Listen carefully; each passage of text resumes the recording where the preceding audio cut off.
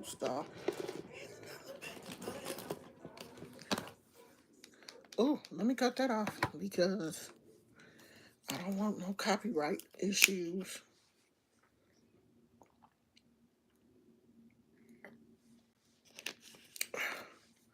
Come on in here, y'all. Come on in here. Where's my where is this one even working? Ooh, barely. Let me go put this on the charger. Okay, I know the battery is low. You got enough batteries for me to put this on there. Um,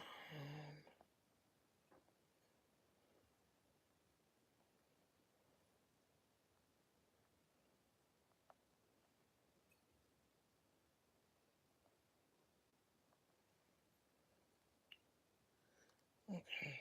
I know it's going to take YouTube a minute to send out the notifications.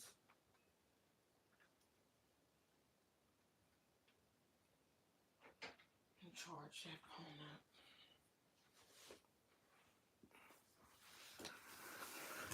So while they are sending out the notifications, I have, where is my,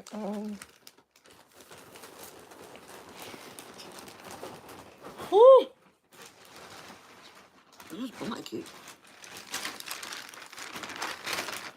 Yeah, this blanket getting big. I'm gonna have to have my husband take a picture of it today. Where is this? Why is this in here? What is this? I'm gonna have my husband take a picture of it today so we can see the progress. I should go ahead and get started because this is probably going to be a long live and just let people come in where they come in. Is my face dry? I need some chapstick. Let's do that. Let's find my chapstick. We couldn't go outside today because it is so windy. That's the only thing about living close to the water is some days it's really windy. Because it's in the 60s, I think. It's in the 60s, but it's windy in our area. Because y'all be really out here thinking, hi, y'all be really out here thinking that California is sunny all the time. It's sunny, but it may be windy depending on what part of California you live in. It's probably, I'm in the Bay Area. It's windy here. It's actually too windy to be outside in the backyard, or we would have been outside. Cause I love to do the lives from outside. When we can be outside, we're gonna be outside. But if it's windy, we're gonna be in the house. So for people asking, this is a blanket. It's getting pretty big. I'm gonna take a picture with it after I get off this live so you can see how big it is, because you can't see how big it is on this live. Someone would have to hold the camera back so you can see how large it is. And this is the yarn that I'm using, and you see it is a color changing, uh, variegated, very variegated yarn. I don't really like this, but the color that I used to begin with, they didn't have that color anymore. So I had to get a color that was close to it. It's okay. It'll do. Because the blanket is not, just like one standard color. Like the blanket started off really variegated, like the yarn was different colors. So I think it's fine. The blanket is gonna have a whole lot of character. That's for sure. How many yarn balls does it take to make a blanket? I think I am on ball 5 so far. I think we're on the fifth ball. So it just depends on the size of the blanket. I'm thinking this one is gonna go 7, and that will probably be a standard queen size bed, but it will top just the top of the bed. Not it won't hang over.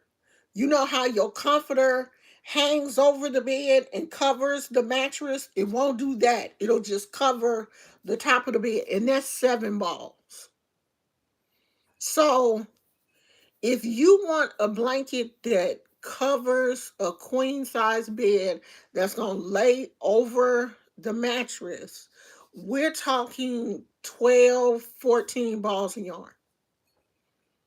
That's why um people charge so much for crochet, because it uses a lot of product and it takes up a lot of time. I have been working on this blanket for, because I stopped, I have arthritis. So you got to put that, you got to factor in I have arthritis in my hands. But I've been working on this blanket for a couple of months, a few months. I started, I put it down, I got bored with it. At first, I wasn't really digging the colors, and I was like, should I take it apart and do something else? And then I was like, nah, I'm gonna finish it. Then I picked it back up, and so my nephew um is playing on an independent baseball league out of town. And so as a family, we have been watching his games. And so the only way I can really sit through a whole baseball game is if I'm doing something. So I have been working on this blanket while I've been watching his baseball games. So I'm like, by the time he comes back, and I think he'll be back in August, the end of August, I should be finished. I should be finished with it, because the games have that's what I can do, to sit there and watch the baseball games, because to me baseball is boring. But if I'm doing something, I can watch the game. So I'm crocheting and watching the game, and it's making the game go by faster. So by the time he comes back in August, I should be finished with the blanket. And if I am, I'm gonna give him a hug and I'm gonna give him something, because he helped me get finished with this dang gone blanket. But as soon as I finish this one, my sister-in-law wants me to make one for her, because she said that she the only person in the family that don't have one. And I didn't think she wanted one, because I had made one for both of her kids, to my nieces and nephew. I had made my nephew a Dallas Cowboys star blanket. It turned out so nice. And I had made my niece a blanket, and she never said anything. So I'm like, all right, well, she don't want one. But she did want one. But she didn't want to ask, because she thought it was a lot of work. And I wasn't gonna want to do it. Girl, I like I like complaining about stuff. I be complaining and fussing, but in the end, when it turns out beautiful and the person loves it, it makes me feel so good. I forget all about how my hands and wrists was hurting because I know I made somebody else happy. That's who I am. She was just waiting, and I didn't know she wanted one because my sister-in-law is so fancy. You know what I mean? Like Louis Vuitton, Gucci. She one of them name brand girls. So I was like, she don't want no little handmade crochet blanket, but she did. She did. So I definitely have to make her one. That's my little sister. So we are talking about childhood trauma today. I told you guys that I was going to come in and talk about childhood trauma, and it was going to be my trauma because everybody it's easy to look at somebody else's trauma or look at another adult and say that certain things. What? It's all dark in here? Turn the light on. Dang. Ooh, that made me bright. What you finna do? Huh? What are you finna do? Don't worry about it. Why you gotta do it in there? You got the thing all up here? Put your feet up. My husband get on my nerves. I swear. God, dog.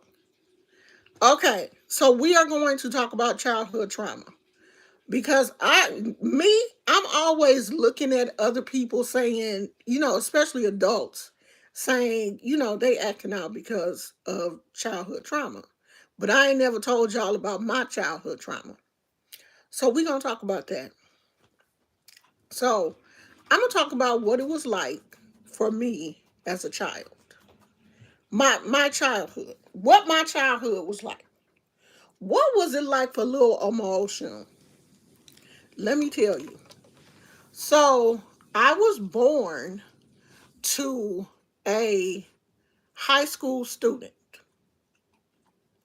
My mother was pregnant with me in high school. She was 17 years old when she got pregnant with me. And my dad was 20, I think. So my mom was in high school and my dad was either 19 or 20 when they met. My dad had just moved out here from Arkansas and um, met this light-skinned girl that he fell in love with. And my auntie, who was my mother, stay with me. This is a tricky story. So my auntie, told me later on that my dad was infatuated with my mom because she was light-skinned and he was dark-skinned. And, it was just this thing. Oh, this dark-skinned guy can get this light-skinned girl. Oh, she's so pretty because, she was light-skinned. My my dad it was a southern thing, I think. So my mom was in high school. She got pregnant. I think she hid the pregnancy for a while because somebody that went to high school with me, with my mother, that I ended up later in life working with, told me that my mama was running track and everything, and nobody knew she was pregnant. So I graduated from the same high school twice.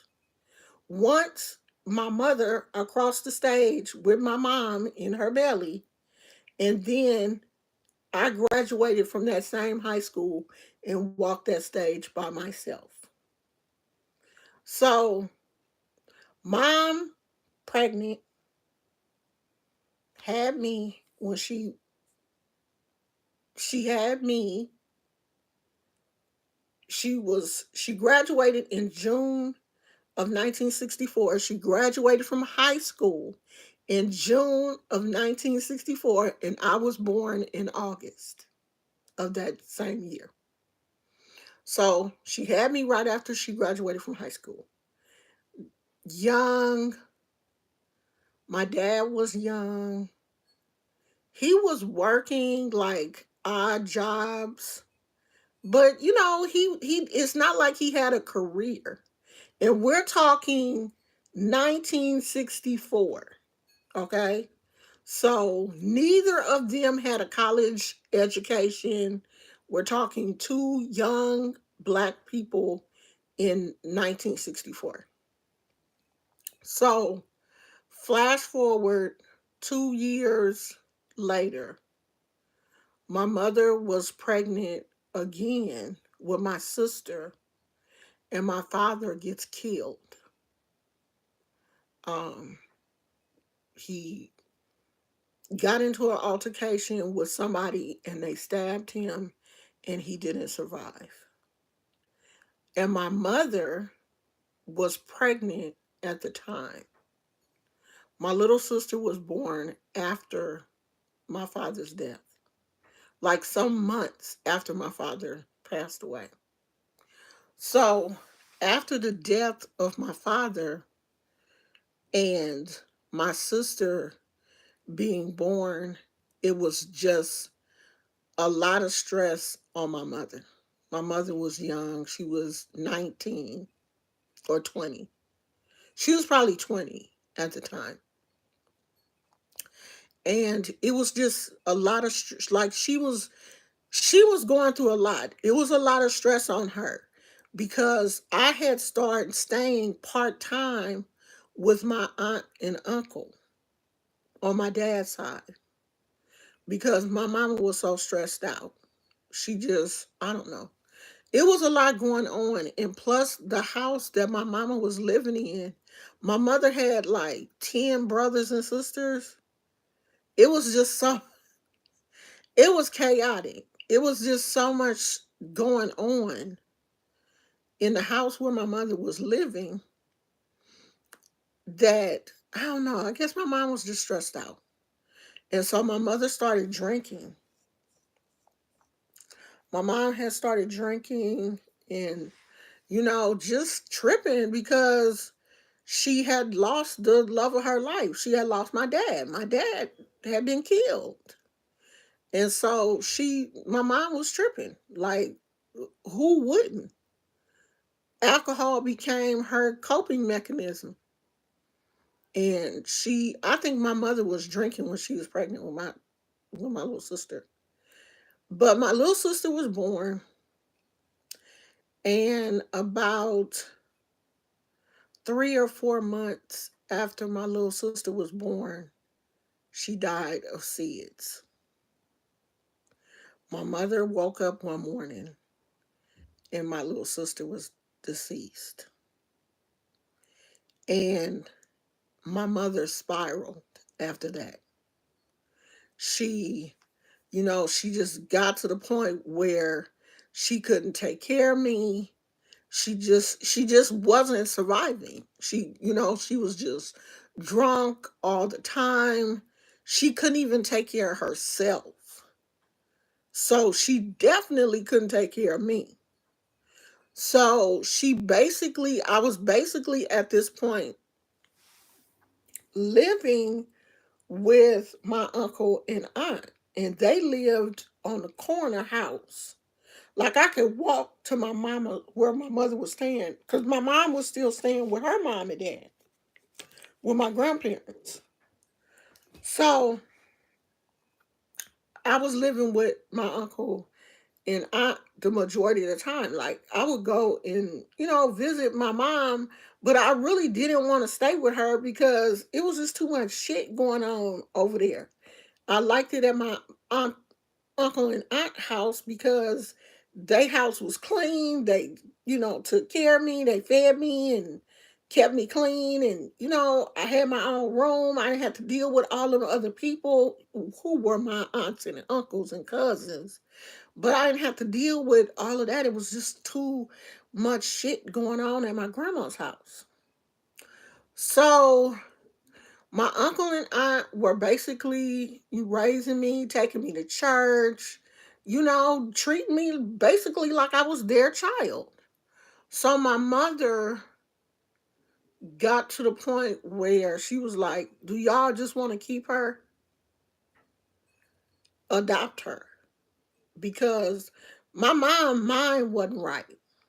It really wasn't. Like she was tripping. So during the process of them adopt my aunt and uncle adopting me, my uncle was diagnosed with cancer and he didn't survive. And so my aunt had promised my uncle on his deathbed that she would take care of me and she would raise me because my uncle knew that my mother, she didn't have it. Wash the car. He going? Yep. Lord. My uncle knew that my mother couldn't take care of me. So it did happen. My aunt did adopt me. The adoption did go through. It was final. And my aunt adopted me.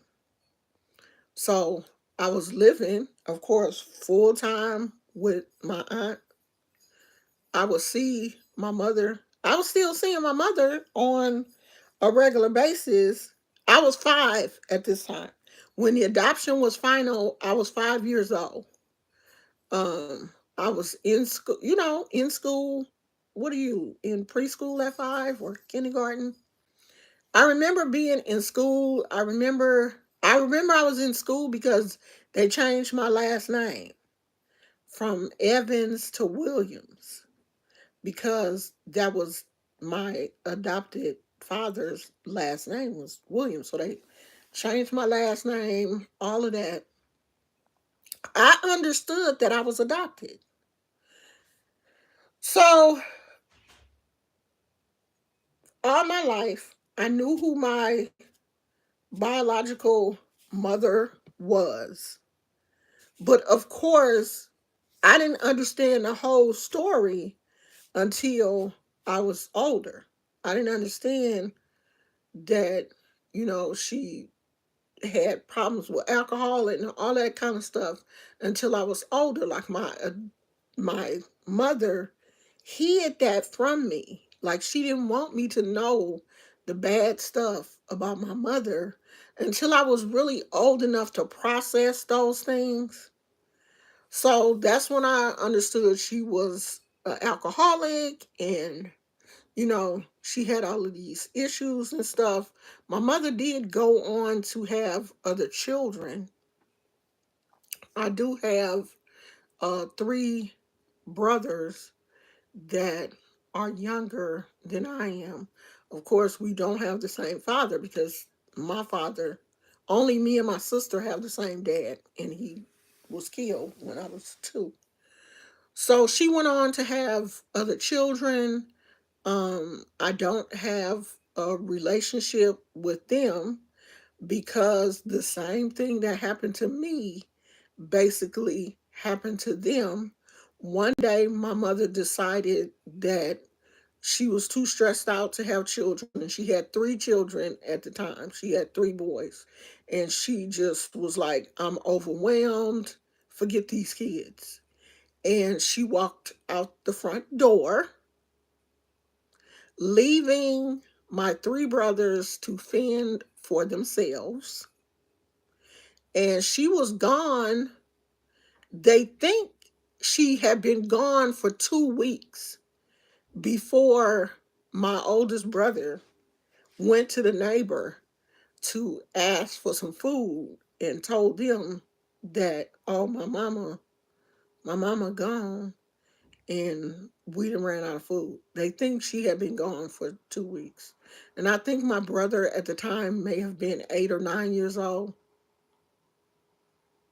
And he was taking care of his 2 younger brothers. One of them was an infant. So, yeah, it made the news and everything that my mother had abandoned her children in the house. It was like in the newspaper, like my mother got in trouble. She didn't go to jail. She didn't go to jail, but she lost custody of my three brothers.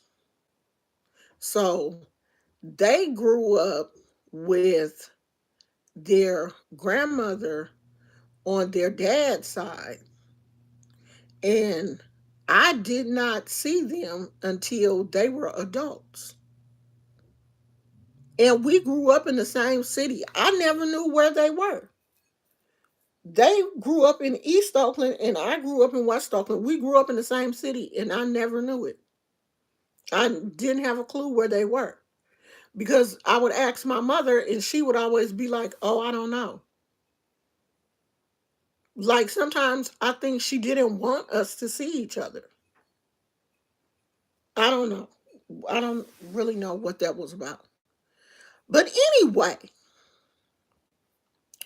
growing up with, even though I had a very loving upbringing, because my aunt that adopted me, you would have swore I was her child. You would have swore she birthed me because she just loved me like I was her child. She couldn't have any children. She couldn't have any children, so I was her child. You couldn't tell her that she didn't birth me. But even growing up with that amount of love and attention in the back of your mind, you still have that I have a mother that left me. I have a mother that couldn't get her shit together, that chose alcohol over me. There was a time when I really, was like, she legit chose alcohol over me. And it gave me some, abandonment issues. Like, I really was like, she really picked, she really could not get herself together. And she chose alcohol over her child. Because there were some times when, if I got crust on my eye, I got allergy eyes, y'all. So if y'all see anything, it's allergies. I did wash my face. There were times when she, okay, so it wasn't an open adoption, but it wasn't closed because my mother didn't have like set visitation, but she could come and see me. She could have visits. She could, everything. It wasn't like you can't ever see the child again. Like she could come and see me. And there would be times when she would say that she was going to come and pick me up and take me shopping and do this and do that, and she wouldn't show up. She was like a deadbeat dad. She just wouldn't show up. And then I would invite her to maybe something that I was having at my school, like a recital or something, and she would show up drunk. Like she showed up to my high school graduation pissy ass dirty drunk, screaming, "My baby graduated. My baby. This my baby." And my friends were like, "Who is that?" Because everybody knew Miss Williams was my mama. Everybody knew. All my friends knew Miss Williams as my mama. And here come my biological mama screaming, "My baby, this my baby." And she was, oh my God, she was so drunk. She was drunk to the point where my mother and her friend who had went to my godmother got her, and I guess they, took her outside, and I guess they got her to leave. I was so upset. I was like crying because I was like, how do you come to my graduation drunk? Like, how do you embarrass me in front? I was so embarrassed. I was embarrassed. I was hurt. You came to my graduation pissy ass drunk.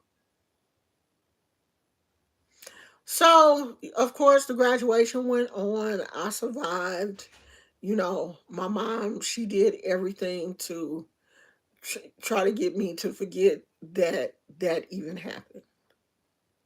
But even through all of that, there were some abandonment issues that I didn't know I had until I got married the first time, and that marriage didn't work out. And when I got divorced from my first husband, that was when I went to therapy for the first time and started unpacking all of that shit. Because I didn't know I had abandonment issues until I had my first divorce. Because that was when it started to come out. Every fucking body leaves me.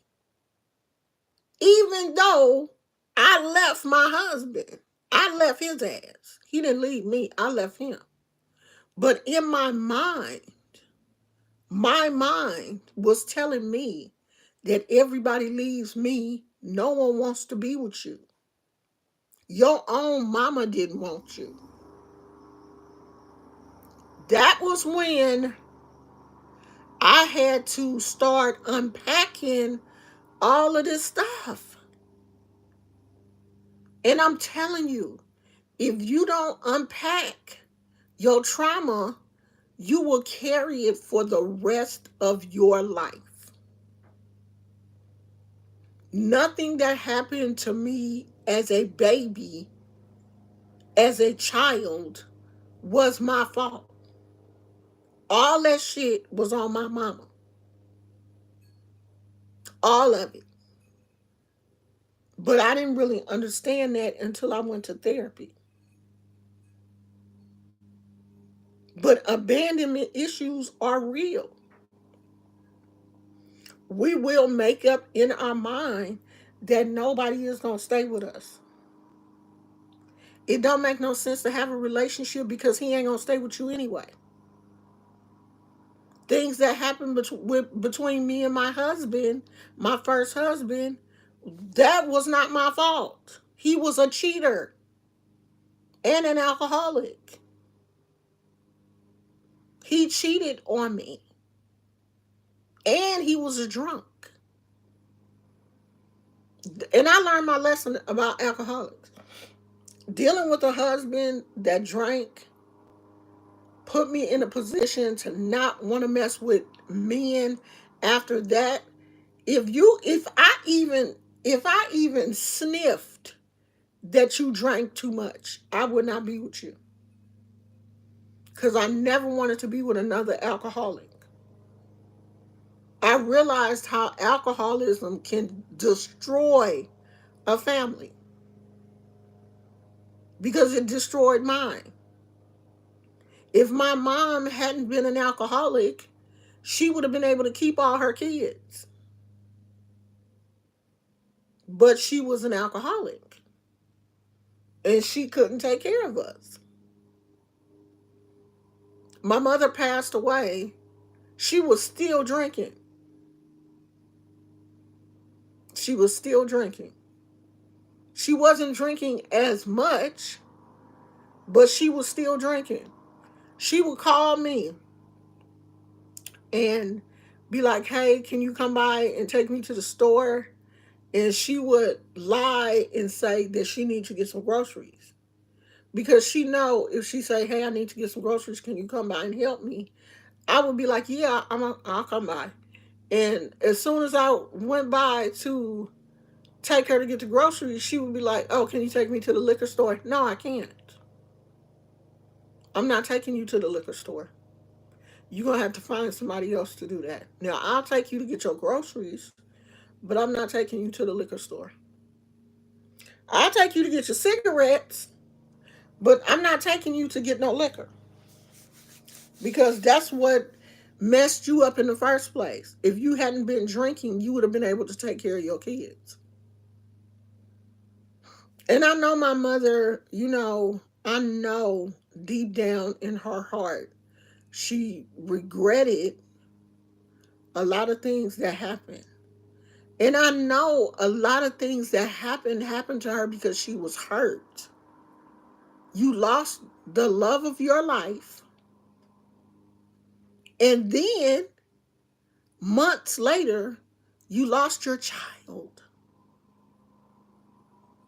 I know that hurt. I know she had a lot of hurt and pain, because when I got older, I hurt for her. I hurt for her like I couldn't imagine the man that I love getting killed, and then months later, the man that I love getting killed. I'm pregnant with his baby. I'm pregnant with his baby.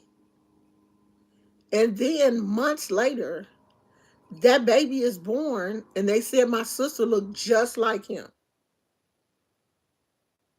The baby is born, and then she died. That's too much for one person to endure. I can see her drinking. I can see that. But I can't see you messing up your whole family, losing your children, just throwing your hands up one day and saying, "Oh, I don't want her." Because I was all that she had left at the time. My sister had passed. They had buried my sister. And then my mother just bust out and be like, "Okay, well, y'all can take her. I can't deal with this shit. I don't want her." That's that's what, as I got older, that's what messed me up, I think. Just thinking that you had an opportunity to make things right, to love on me, and you decided, "No, I don't want to do that." That was my trauma.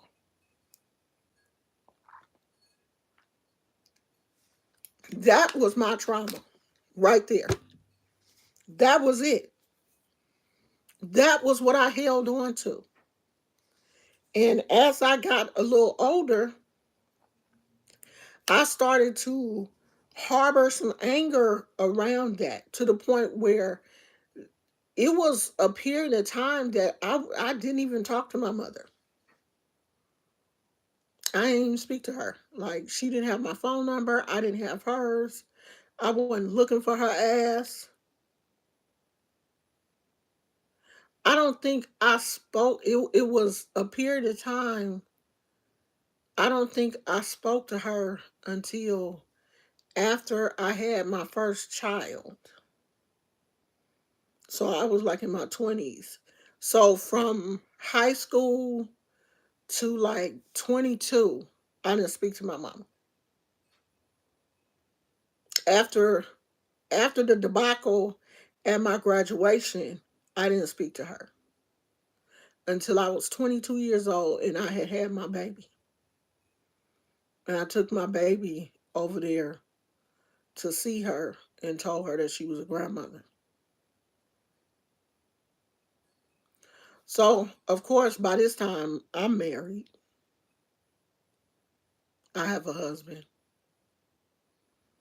And things weren't great, but I didn't think they were horrible until they were. Until I found out that he was cheating on me. And I'm pregnant. I had already had one child. I'm pregnant. And the girl that he was cheating on me with, she was pregnant too. We both pregnant. If we want to really talk about trauma, we want to tell the truth. Let's tell the truth. So,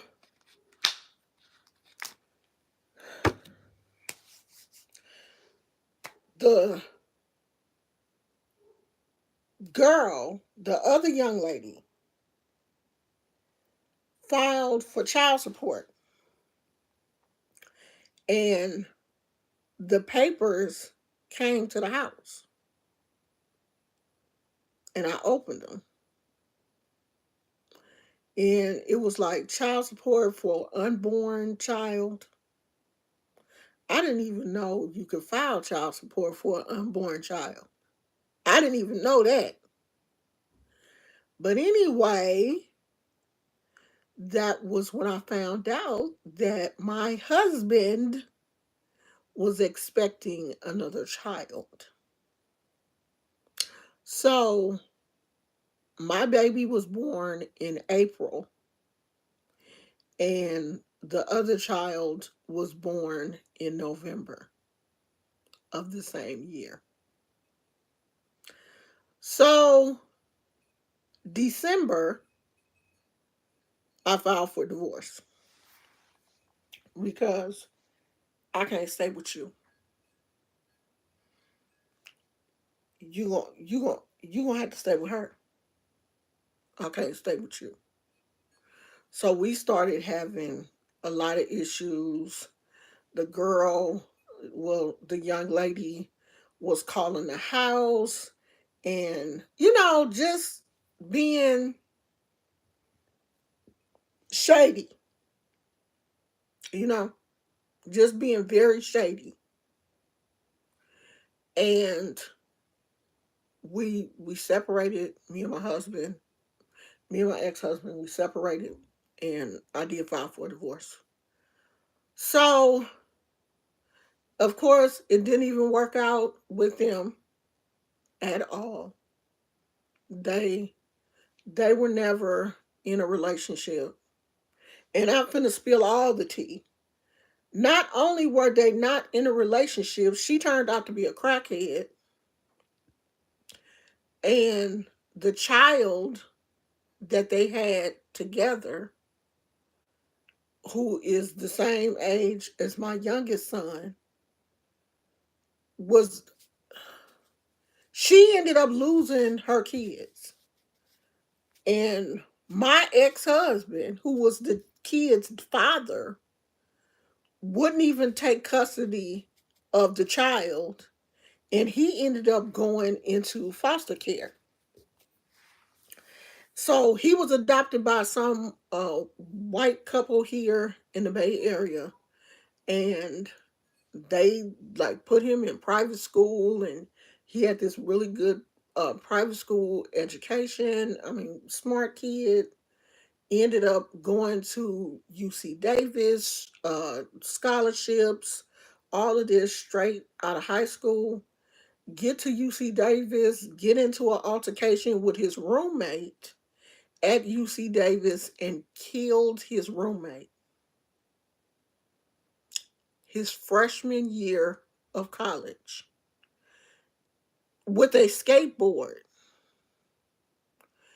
And the police came in. It was an altercation. He was beating this boy with a skateboard. Ends up killing him. I think he killed him with that skateboard. But anyway, the police came in and shot him in the back, and he was paralyzed from the waist down. And so, of course, he survived. He survived the shooting and was paralyzed from the waist down. And, you know, after his hospital, at this time, my ex-husband was still alive. But my ex-husband has since passed away. So my ex-husband had called me and asked me had I seen the news. And I was like, no. And he was like, Karan just killed somebody and the police and shot him. And I was like, what? And he was like, yeah, I don't know if he's alive. But anyway, he did survive the shooting. I think he's still in jail. This was like years ago. This was like 10 years ago. This was a while ago. I think he's still in jail. And let me tell you this. So he had contacted me on Facebook, the young man. How? I think he was looking for my son because him and my son had met. Him and my oldest son had met. And they were kind of, they brothers. So their father had took the boys to meet each other. They were teenagers at the time. So I think he was looking for my son and he had found me on Facebook and he was telling me how lonely he was. He in jail. Okay. His mama, his biological mother, of course, she wasn't really talking to him. And the white people that had adopted him, after he did what he did, they cut all ties with him. They stopped talking to him. And he was just like, I'm so lonely. I don't have anybody to talk to. And I was like, I can't talk to you because talking to you brings up too much trauma. It was because of your mama and my no good ass husband that I'm not married. I cannot be your friend because I have no black privilege because I wanted to make a distinction that he was not adopted by a black couple. He was adopted by a white couple. There is distinction there. I wanted to say that. There is no what black privilege? There's no black privilege. But anyway,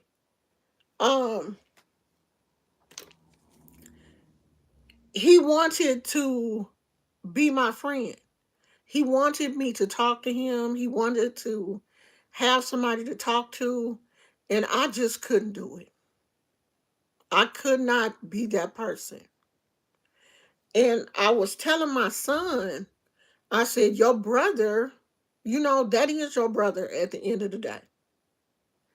And he needs somebody to talk to. And because they didn't grow up together, they don't know each other. And then you looking at the fact that this dude just killed somebody. You just made a huge mistake. You just killed somebody. Like, we don't know you. So, I don't know. I know my son didn't didn't talk to him. He didn't go visit because he was in jail about an hour away from where we live, but we never went to visit him. And my ex-husband was supposed to go visit him, or he may have visited him once, but he unfortunately passed away. So he didn't, get a chance to go and visit, because I think he would have visited him. Malik said, I feel so sorry for him. My heart is hurting for him. The pain he went through, I'm not saying what he did isn't right, but I'm saying there's a lot of pain he's going through and went through. I'm pretty sure there is. I'm pretty sure there is a lot of pain there, but that's a trigger for me. He is a trigger for me. I'm not the one to nurture a child that came into this world and was a part of the destruction of my marriage. That he's always been a huge trigger for me. So I'm not the one. I wasn't the one to uh be his friend, and your mama, you have a mother. His mother is still alive. And the crazy thing is, I found his mother's Facebook page. His mother is a Christian woman. She didn't clean her life up. She's not on crack anymore. She's not a crackhead, because she was a crackhead. She's not a crackhead anymore. She didn't clean her life up, but she didn't go back and get her kids. You a whole Christian, and you didn't go back and get your broken child. That should have been the first thing she did after she got clean. She should have went and got her son. It's definitely his parents' fault for what happened. I don't know. I don't know. I don't know.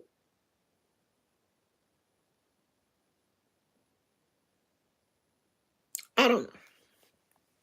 I believe it's. I believe also that all that's on his parents. I don't know if he had some type of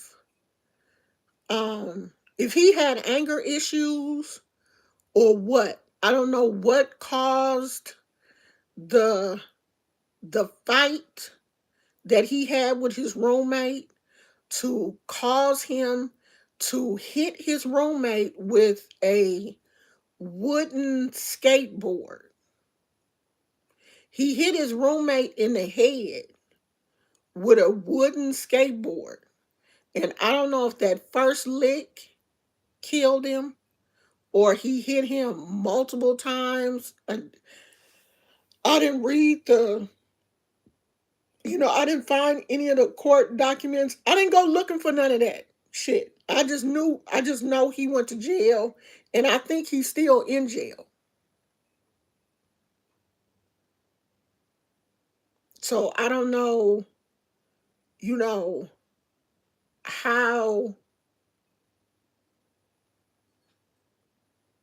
deep it was, like if he had underlying anger issues, but I'm pretty sure he did. Your mama was a crackhead. She didn't want you. You ended up getting put in the system. Your daddy didn't come forward and get you. They knew who his daddy was. They were looking for him. He told me. Like me and my ex-husband talked about it. He was like, I'm not in a position to take care of no kid. So I'm like, you want to let your kid go into foster care? He was like, yeah, that's the best thing for him. I'm not in a, and he was telling the truth. To be honest, he wasn't in a position to take care of a child by himself because he was like living in a studio apartment, a really small studio apartment. Like he wasn't in a position to take care of no kid. Like he was taking care of my, not taking care of, but he had weekend visitation of the two that we had together. And then, my kids like really wouldn't trip. They would go over their dad's house on the weekends. They knew that when they went over their dad's house, they was gonna have to sleep on the floor. But you with your dad, you're not really tripping. Y'all watching TV, sleeping on an air mattress. Y'all don't. They didn't really care. They were young kids at the time. They were like 10, 11. So, they weren't really tripping. Plus, they had a set of friends over their dad's house that was different from the friends that they had where we lived. So, they didn't really care about, sleeping on the air mattress or whatever because they knew they were going to come home and back to me and everything was going to be cool. But their dad wasn't the type of person to be like a full-time father. So when that situation happened, um, he was placed in foster care. So I'm pretty sure, just like myself, I'm pretty sure he has abandonment issues. He has a lot, and he's had a lot of time to think about those issues. Poverty-ridden people need to stop laying up having babies that end up in the system. Both of them, they were not. We were not poor people though. Their dad worked for the post office. The young lady, she worked for the post office too. They both had government jobs. She was a crackhead. She was a crackhead, and she was a temporary postal worker. My ex-husband was a United States veteran and a permanent postal worker. He wasn't a crackhead. My bio mom is an addict. Doesn't define me. I was a former foster child as well. I forgave her a long time ago for her wrongdoings. Not for her, but for me, she will never change. I just stay away. Well, some people don't have the ability to forgive. Some people have not dealt with their trauma. That's what we're talking about. Some people have not dealt with their trauma. They have not forgiven. They can't forgive. They don't move on. And that trauma follows them as an adult. I see a lot of adults who are suffering from childhood trauma. The trauma that their parents inflicted on them that still has a grip on them as an adult. There are a lot of adults walking around carrying their childhood trauma. You wonder why they can't form relationships as adults because they are carrying their childhood trauma. I would not be in a productive relationship with my husband now if I hadn't got over the trauma that my first husband inflicted on me. If I hadn't been able to deal with being cheated on, I would think every time my husband left the house, he gonna cheat on me. I would be checking his phone, looking at. I never look at my husband's phone. I don't even. I don't even know when he come back in here. I'm gonna ask him. Do he know the password to my phone? I don't know the password to his phone. You have to use his thumbprint to get into his phone. I know that. I know I can put his thumb on his phone and get on his phone. Yeah, I still have trauma and healing to do, but I can't push the blame game on my choice, is all I'm saying. I am one of those adults caring, but I'm trying to heal. My Jehovah Witness family and my physically abusive social worker mom has caused me so much. I think that's pain. But I've turned it into a book and a business. Yeah, we, all of us, there is nobody in this world that does not have some type of trauma.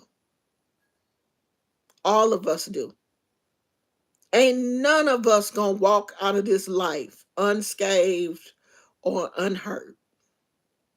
You may not have had a cheating husband, but you may have had an alcoholic father. You may not have had an alcoholic father, but maybe you had an abusive mother. We all have had something, but we have to heal from that and move forward in order to have healthy relationships. Because what if I had been like my mother and turned around and been an alcoholic also? Then my children would have suffered that same trauma. Now they had to deal with, you know, their dad. And I'm not saying that I was a perfect mother. There are probably things that I've done that, my kids may look back and be like, "Oh, she was mean," or "She whooped me," and because we don't whoop our kids now. We don't put our hand. We gentle parenting now, and my kids will, look back and be like, "Oh no, my mama whooped me." It wasn't about that gentle parenting. She wasn't gentle on us, and I felt like shouldn't have been gentle on them because they were boys. And I felt like I had to exert a certain level of dominance over them, or their asses was gonna run over me, especially when they became teenagers. I took that "knuck if you buck" attitude with them when they was teenagers. We'll just fight it out then.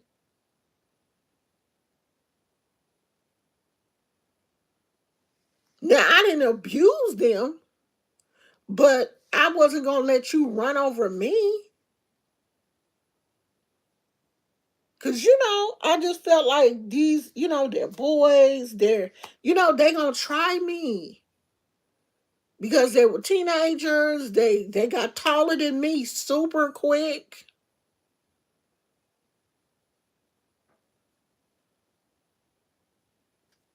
Yeah, well, I wasn't doing all of that. I wasn't punching them in their face and stuff. But see, these are the type of things that if you don't go to therapy and deal with those things, or deal with that type of trauma, you don't get over it. And that trauma will follow you into your other relationships. Because there are times when those abandonment issues for me will come up. I think that's the main thing that comes up with me is sometimes abandonment issues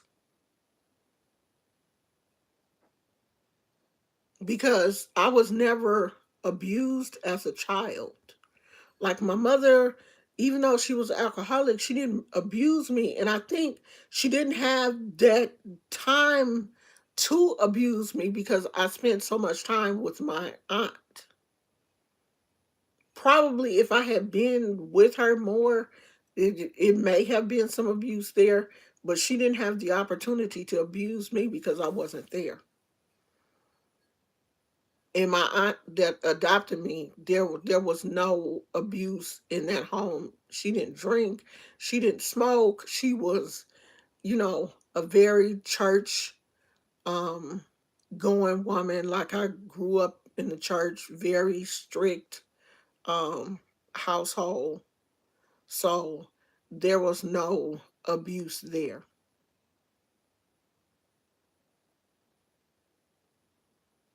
But if you don't deal with your trauma will deal with you. I can see a lot of people that I watch, and I don't know if a lot of you guys are in this sector of YouTube, but a lot of people that I watch here on YouTube, I can tell that they have childhood trauma. I can tell it. And a lot of them talk about it. That's one of the reasons why I'm talking about it is because one of the ladies that I watch who is this in the same age group as myself was talking about what it was like for her as a child growing up in a household that I think she was abused, she was um talked about in school. And in school, I was the chubby kid. I was the chubby girl and the girl with the glasses. So I was chubby and four-eyed. So I got talked about, not bad, you know, like I wasn't picked on per se, like I wasn't bullied. But kids do talk about the little chubby kids. Like, yeah, you get talked about. But I was the chubby cute girl. I dressed nice, always had, you know, the newest shoes and coats and all of that kind of stuff. Because my mama kept me clean. And if it was a new gadget, a toy, or something that came out, I always had it. So I may have been the chubby four-eyed girl, but I was the chubby four-eyed girl that dressed nice and had nice things.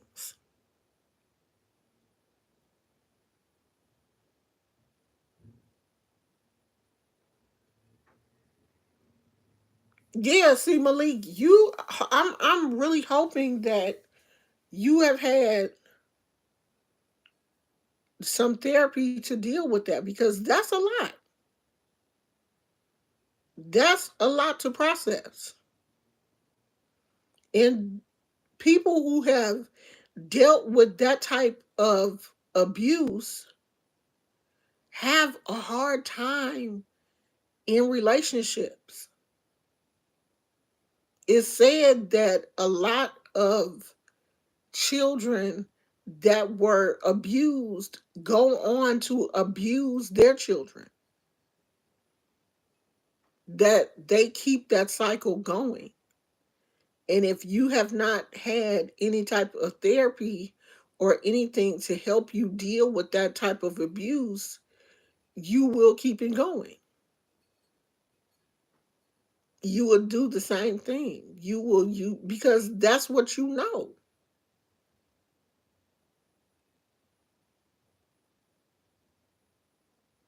I didn't I didn't grow up in an abusive um I didn't grow up in an abusive household.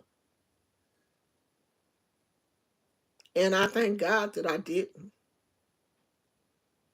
Like I didn't to be honest, I didn't even this was how naive I was and sheltered as a child. I didn't even know that men be hitting on their wives and stuff. Like the first time my husband hit me, I was like,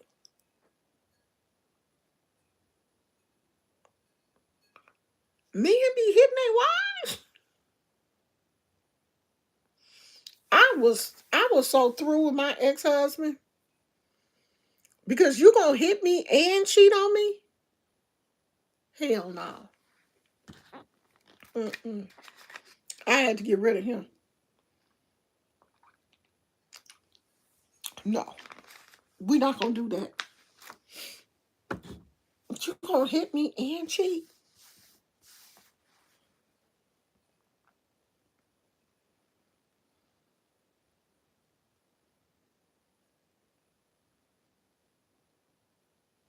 Now though, you have to worry they will take your kiddos away if you speak about your trauma. They think cycles can be broken. I don't think that's true.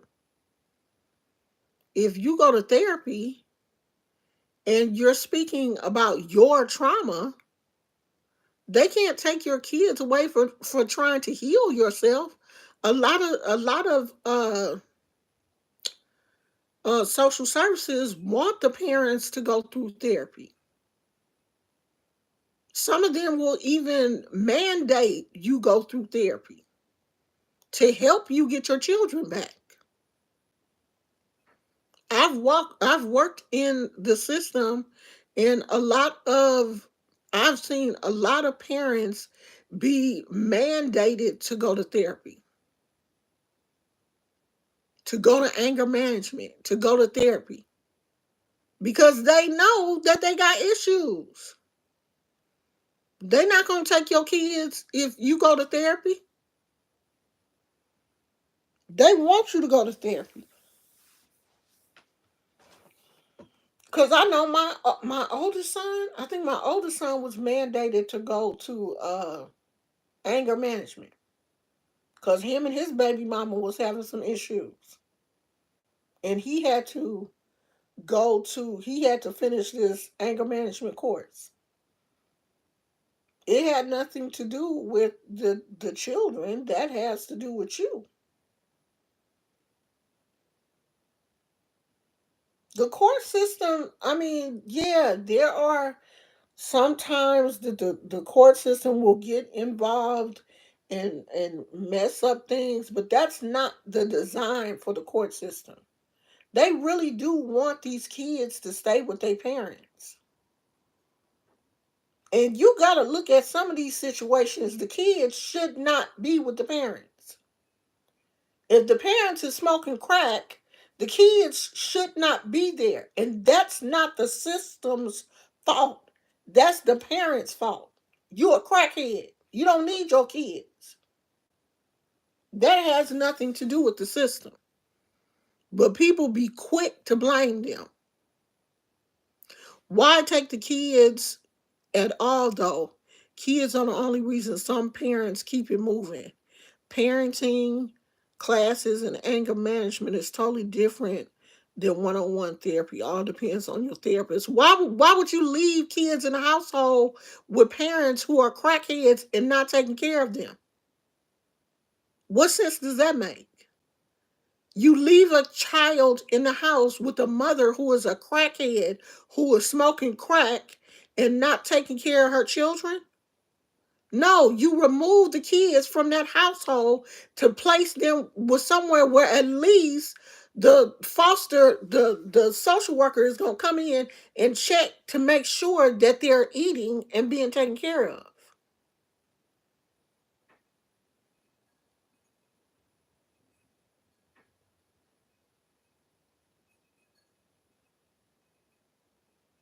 What's the difference between one-on-one therapy and anger management? Anger management is one-on-one therapy. Anger management, you're not in there with 50 different people. That's one-on-one therapy. It's the same thing. Anger management and one-on-one therapy is the same thing. Therapy is therapy. Anger management, you're just dealing, they're giving you coping mechanisms to deal with your anger. Trauma therapy, you're giving coping mechanisms to deal with your trauma. Grief therapy, you're giving coping mechanisms to deal with your grief. I've been to grief therapy.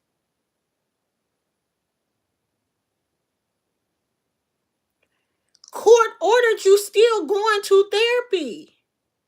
What's the difference?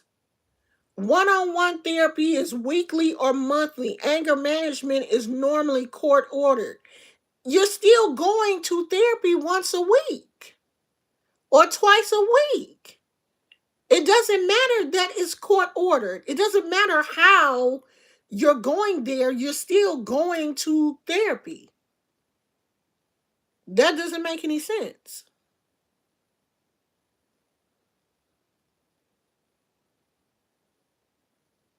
Whether it's mandated by the court or you're going because you want to, you still going to therapy. And anger management, it depends on the program. Normally, it's a year-long program. When I went to grief therapy, it was a year-long process.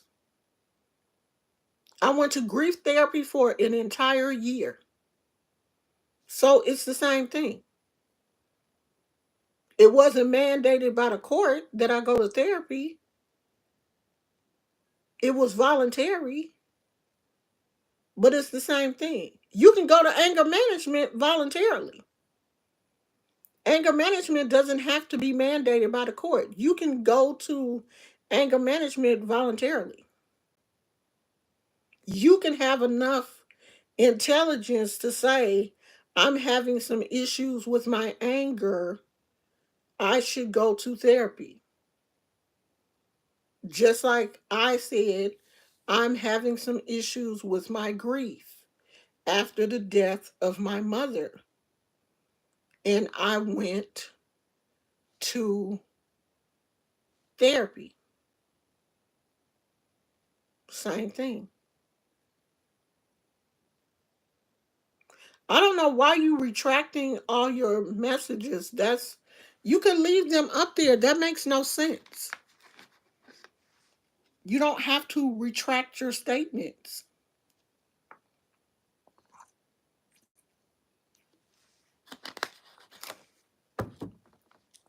But anyway, like I was saying, there are different types of therapy. Um, there are different ways to go to therapy. If you don't want one-on-one therapy, I've had group um I've been to group sessions also. Let me tell you this. After my mother passed away, not my biological mother. After my biological mother passed away, I'm not gonna lie. I'm not gonna say I didn't have any feelings, but I didn't really trip off of it as hard. But when my mother that raised me passed away, I just I don't know. I felt like I wasn't gonna make it. I really did. I had my ex-husband had just passed um in May, and then in November my mother passed. And it just seemed like it was so much. It was so much going on. And at that time my kids were like in and out of jail. It was just I was so stressed out. So stressed. It was so much stress on me that I was offered therapy by the hospice nurse that was taking care of my mother. She said, you know, there is um, hospice provides grief therapy. And you know, I had never really heard. I had heard of grief therapy, but of course, I had I had no reason to go to grief therapy. So I was like, okay, well, I'll try it and see what it's like. I and I ended up liking it.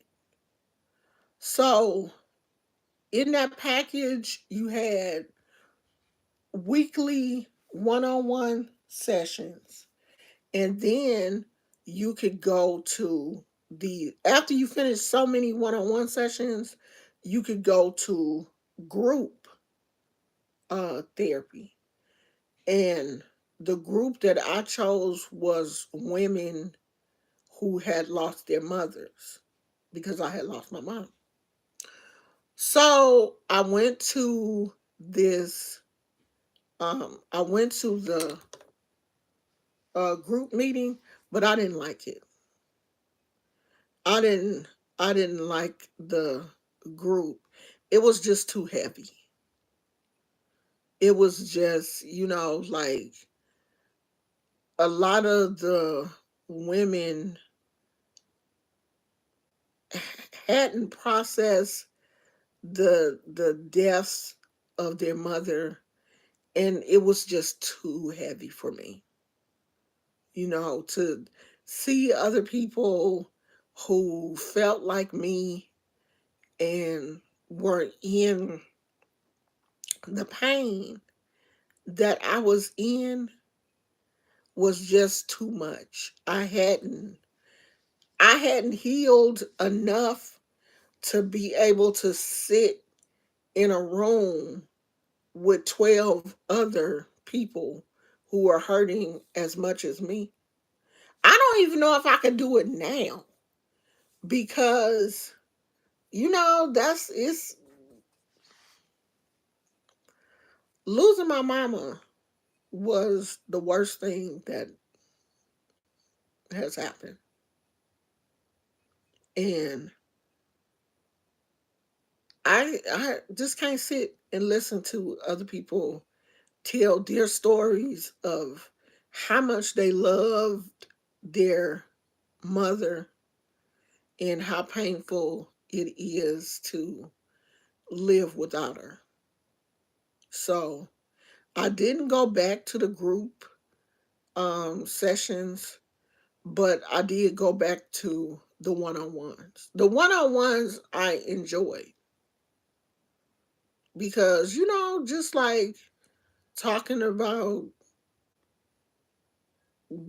being able to survive without your mother and how much she, you know, how she prepared me for her death. And she didn't want me to be unhappy.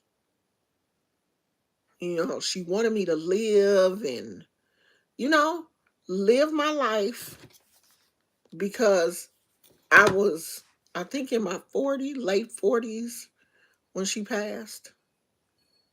I think I was in my late 40s.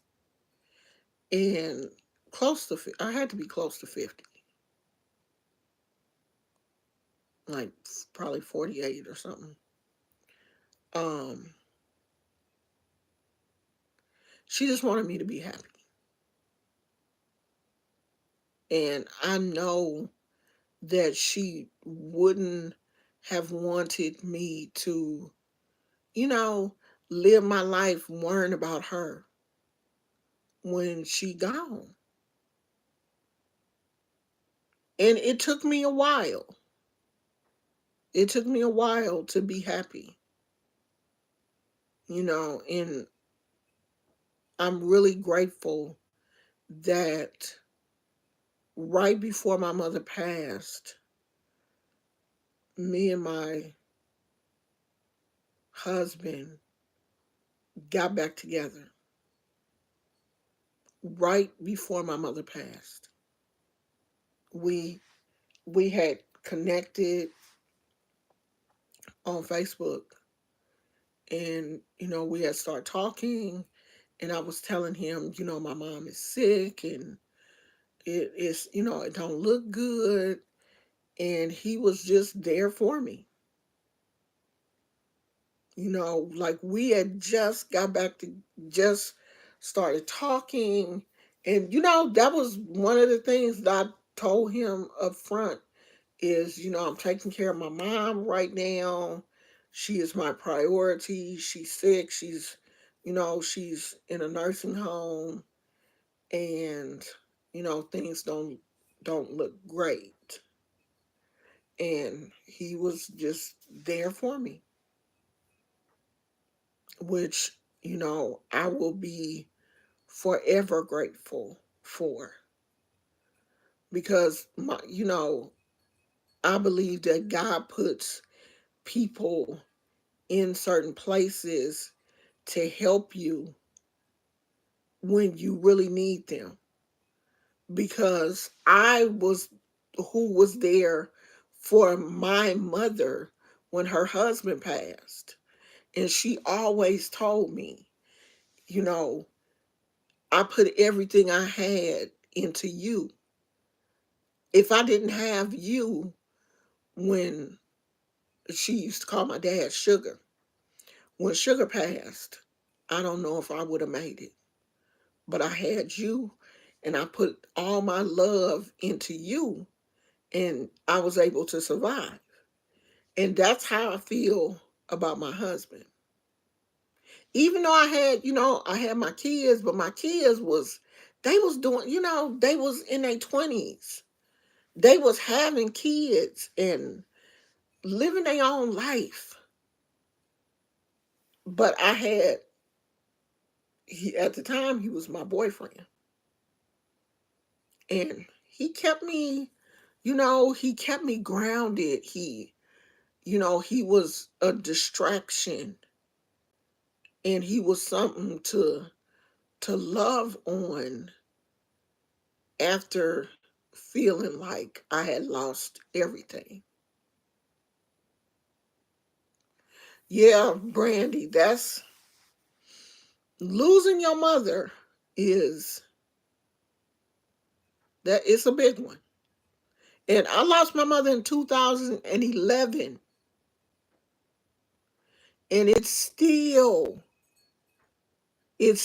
stings.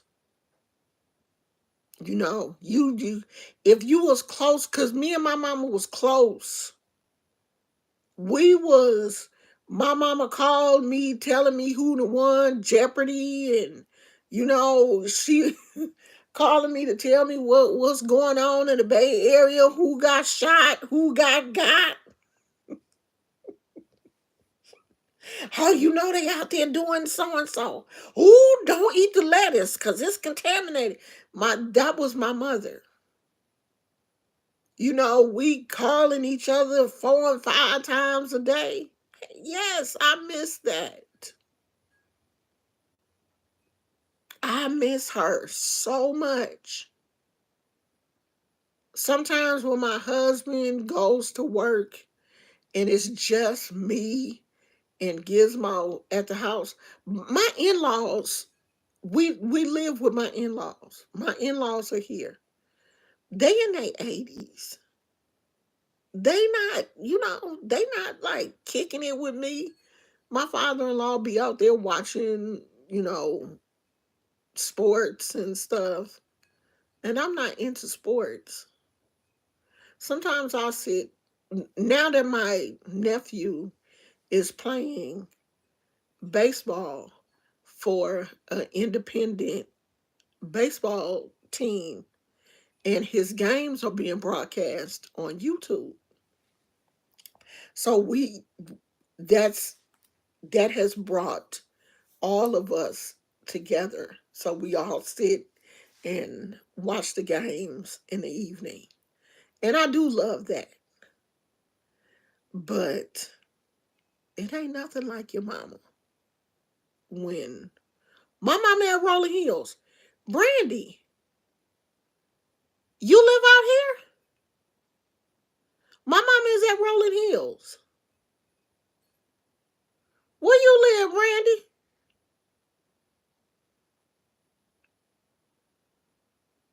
Because my mother was at Rolling Hills too. You out here in the Bay Area?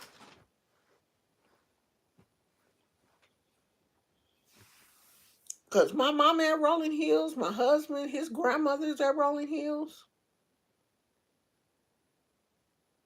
Girl, we in the same area. I didn't know that. Oh, I didn't know you was from the Bay Area.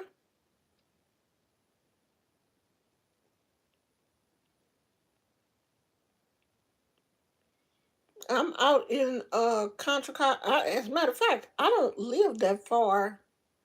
I don't oh. Oh, you told me a while, girl, I done probably forgot. I don't live that far from Rolling Hills. As a matter of fact, we pass by there often. And I just, wave at mama. Well, my mom and dad are at Rolling Hills. They together. But see, my dad passed when I was 5 years old. So I didn't, you know, really spend time with him. But my mama, we was close.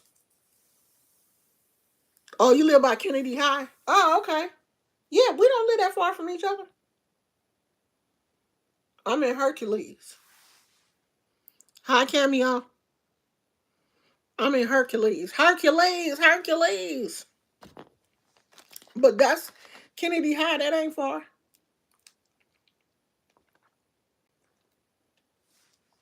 So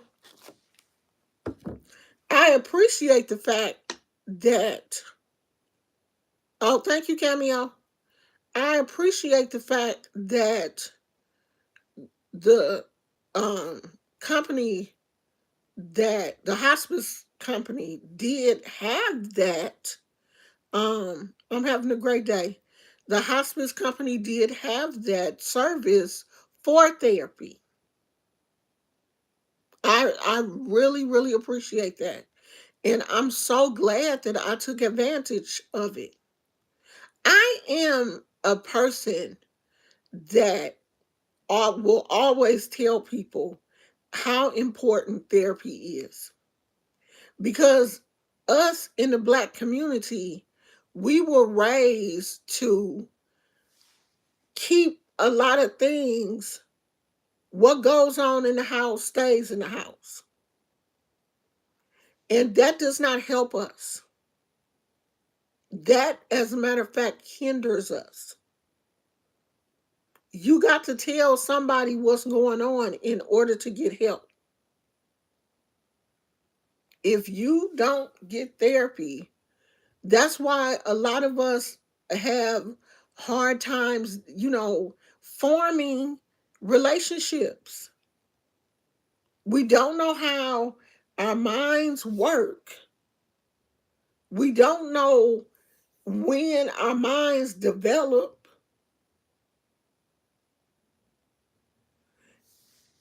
If you lose anybody that you are close to, you should have some type of therapy. If you go through divorce, you should have therapy. If you lose a child, you should have therapy. If you get out of a long-term relationship, you should have therapy. If you can't control your anger, you should have therapy. If you keep losing your jobs and it's your fault, you should have therapy. You should. Because you need somebody to help you look at these situations in a different way so that you don't miss out. A lot of these men are in and out of relationships and can't form and stay in relationships because they need therapy. They need somebody to talk them through and process a lot of stuff that's issues that they have. They may have mama issues. They may have daddy issues. A lot of these men have issues with their dads. A lot of men have anger issues. They have issues with their fathers. Some of them have issues with their mothers that spill over into their relationships, and they have a hard time dealing with you.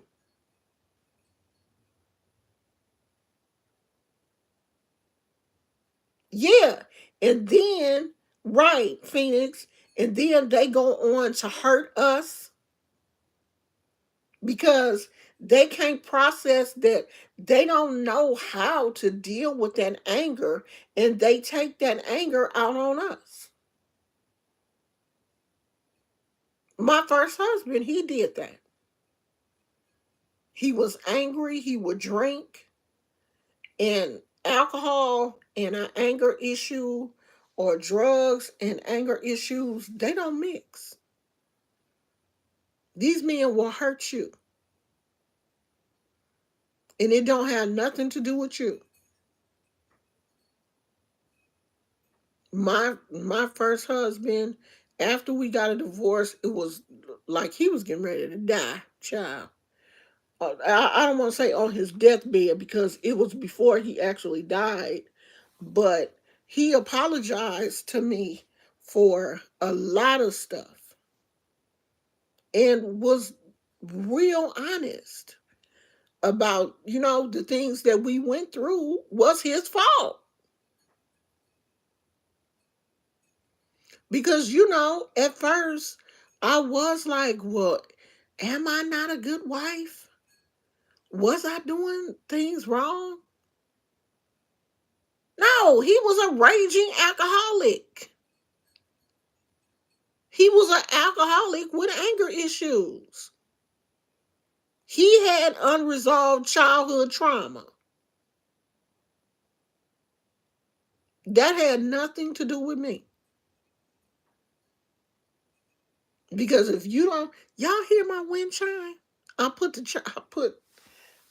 damn thing back up, and it is just a clank-a-lanking out there. I want to do my neighbor. This is a janky thing about living in California is the houses are so close to each other. I know my neighbor be hearing that wind chime clanking at night, but I think he got one in his yard too.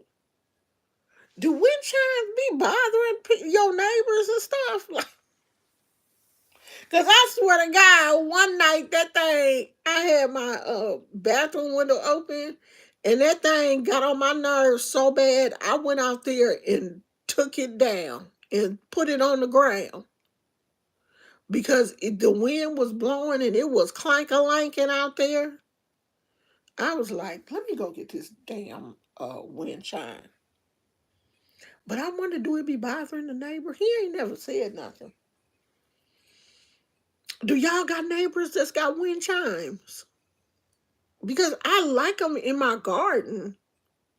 They cute, but that thing loud as hell.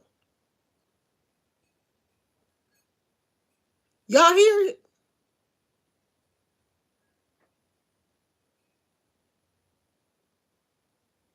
Y'all might not be able to hear it, but it's loud. That's one thing you need when you get in a relationship with a man. You need to be asking him questions like, what's your relationship with your parents?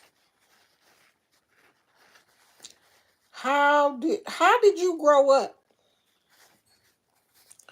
Because those things are very important.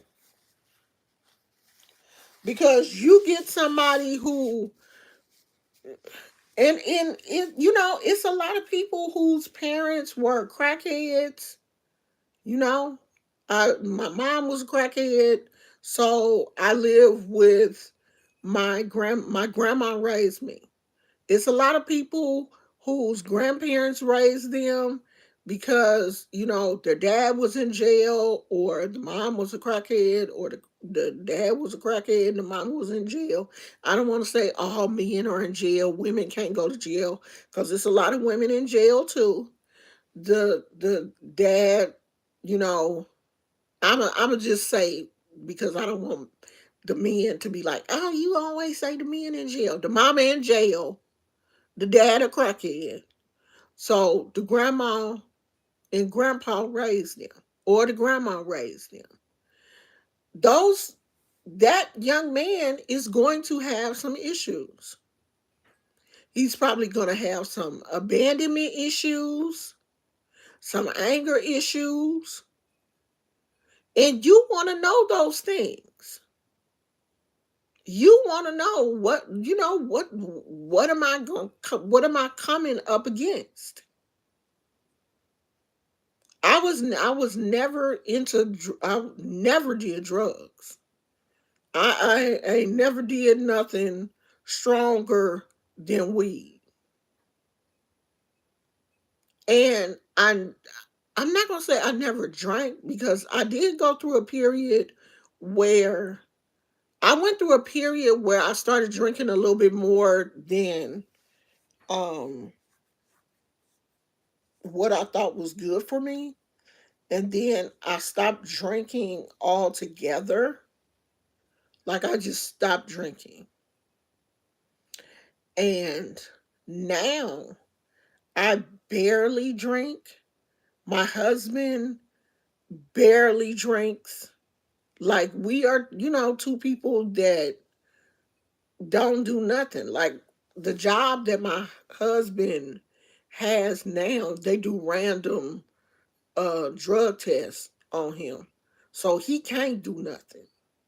He can't, like, he can have a drink on the weekends or whatever. Um R. Kelly and P. Diddy. That's the interesting name. But we rarely drink.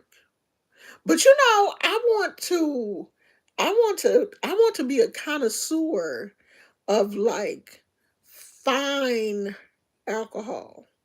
Like, I want to start drinking, like, expensive tequilas and, expensive cognacs. Just to say that I've had the expensive stuff. Because when I was drinking, I'm not gonna say that I was drinking. I used to drink. I used to just drink E&J brandy. I used to drink brandy and a little gin, but that was about it. But I do want to drink a little bit of expensive. I want to try, like, some of the expensive tequilas and, you know, more expensive. My sister-in-law is a, I don't want to say, like, connoisseur, but she drinks, like, top shelf. She bougie. She a bougie girl. So since she's been living here, I've, tasted different things. And because she real, I'm a plain Jane, and I've always been that. And she is, like, totally different. She's a bougie girl. Yeah, I mean, I rarely drink. Very, very rarely. But, like, my sister-in-law is that, oh, let's have a glass of wine, or I got this from this black winery. She's into going to events and, drinking bougie drinks and stuff. So she kind of, I want to taste more things now. But I'm not an alcoholic. Like, if I go out to a restaurant, I might try a lemon drop or something on the menu, but, you know, it's it's rare. And I think me not really wanting to drink a lot stems from me watching my mother and my ex-husband. The two of them made me not want to drink. They made, see, that's what started. in my 20s, Phoenix, I was a weekend drinker. And it spilled over into me getting off work saying, oh shit, I can have I can have a brandy and coke at home. I don't have to wait till the weekend. And I started, drinking my buying a bottle of brandy, drinking my brandy and cokes during the week. And then it got to every day. Every day I was having a brandy and coke. And on the weekends, it would, I would get crazy. I never liked getting drunk because I didn't like the feeling of being drunk. But on the weekends, of course, I would drink more than I did during the week. But during the week, I would have my brandy and coke, have my little bottle of. That's when I was drinking my. You can tell me shit. I was drinking my brandy and coke and smoking my Newports. I was grown. I was grown. You know what? This is a weird. Everybody got their quirks. This is a weird thing. I always wanted to smoke a Virginia Slim, and I never did it. Never did it. I stopped smoking Newports years ago. But this came back into my mind, and I ain't gonna be comfortable. I ain't gonna be able to leave this earth until I smoke me a Virginia. You grown when you smoking you a Virginia. I used to see them white women in the magazines smoking their Virginia Slims, and I was like, oh yeah, they classy. I'm gonna be a classy woman like that when I get grown. Oh, I mean, I don't drink during the week now. Girl, I'm gonna have to smoke me a Virginia Slim, girl. I ain't never tried the hookah. I've never tried it. But I'm gonna smoke me a Virginia Slim. I'm gonna go to the store and give me a pack. And I stopped smoking years ago. Years ago. But I'm not gonna be able to leave this earth happy until I done smoked me a Virginia Slim. I will take pictures and everything. I got to do it. You know how when you just got to try something and you know you ain't gonna want to keep doing it, but that's one of them. It wasn't a childhood memory, but I had to have been in like my early 20s when I was, would flip through magazines and see these women smoking these Virginia Slims and they look like they was the classiest woman in the world. I'm doing that shit. Rosemarie said when I smoke, that's what I smoke. Virginia Slims, menthol, child. Couldn't tell me shit. Girl, you ain't gonna be able to tell me nothing when I get my Virginia Slims. The smoke smells so good to me. I'm allergic to cigarettes, and my whole face was dried out after that hookah. Girl, I couldn't even imagine smoking a hookah. Hookah scared me. I'm a lightweight. I don't inhale. I don't inhale the cigarette. I don't inhale. I can't inhale that cigarette smoke. Girl, I'd be done drop dead. And I got asthma. I ain't supposed to be out here smoking anyway. But I'm gonna get me a pack of Virginia Slim. And I told my husband about the whole Virginia Slims thing. And he was like, what? Don't worry about y'all. I'm gonna get my Virginia Slims. And you know what I want? I want one of them old fashioned, them little pouches that your grandma used to keep her cigarettes. I'ma order me one of them from Amazon. You know them old fashioned pouches that your grandma used to keep her cigarettes in. I'ma get me one of them from Amazon.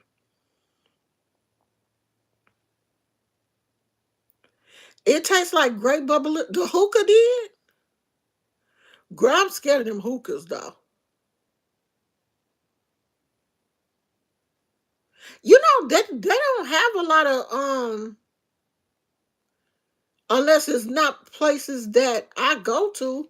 I ain't seen a lot of places that have hookah out here. I know hookah is big in Atlanta, ain't it? When I be watching videos of people in like, going to restaurants and bars in Atlanta, it look like every restaurant and bar in Atlanta got a hookah. I don't think they have them. I don't think they that popular out here. They may be in places that, because I'm almost 60.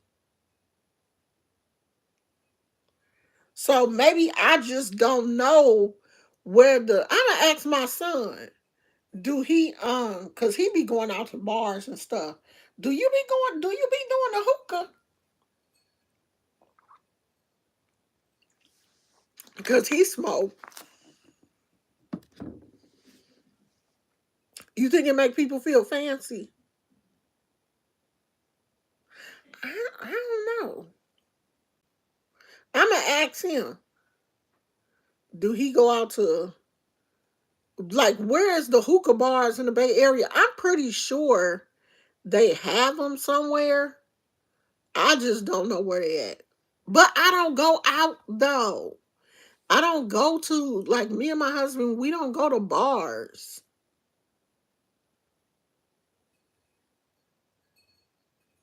Oh, it is hookah is a Middle Eastern.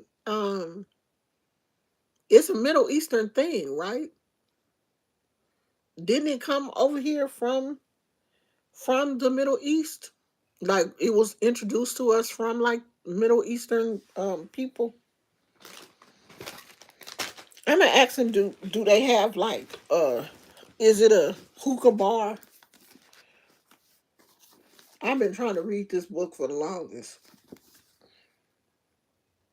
I used to be in love with Danielle Steele. Like a Danielle Steele book like this, it would take me like 2 or 3 days, and I'd be finished with this child. But lately, I don't know. It's like, what happened to my reading spirit? I used to love to read. I'll go to a bar club every few months or so. Yeah, but see, you still young. You still young. You could do stuff like that. Congratulations to your son. He graduated from is he going to middle school or did he graduate from middle school? I know he graduated. Is he going to middle school or is he going to high school? You got a big boy. Girl, you still young.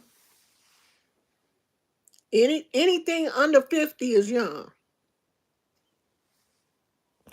You still young. Oh, he just finished 6th grade. Oh, okay.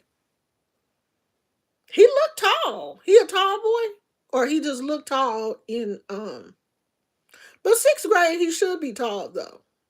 Going to the 7th grade, he should be tall. Girl, these kids grow up so fast. My grandson, what is he going to? He going to the 8th grade. Yeah, he going to the 8th grade. And he done got so tall. He's taller than I am. I mean, he just sprung up. Yeah, he didn't. Gosh, these boys. But Amani got tall too. Amani tall. Her daddy tall. Her mama little. Oh, see, I'm 5'3". All these grandkids taller than me, except for the baby. He not. He only 10. He not taller than me yet. But probably by next year he'll be taller than me. Cause he getting tall too. All these kids, they grow up so fast. So fast. I can't believe Amani will be in the 10th grade before we blink. She gonna be graduating from high school. Yeah, these kids be tall. It seems like these kids are taller than we were when we were in high school.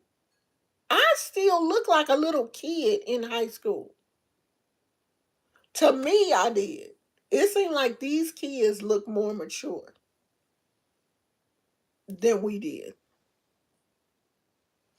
Yeah, she was a little girl. She ain't no baby now. She wearing lashes and bust downs and getting her sew-in because she already talking about getting her bust down sew-in weave when school start. Girl, I must have stopped growing in middle school because in high school, by high school, I was like the height that I was. I've been short because she doesn't want to straighten her natural hair because her hair is naturally curly. Girl, these readers,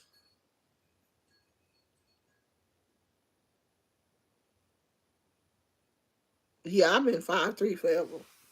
Since middle school, probably. She don't want to straighten her natural hair because, heat damage.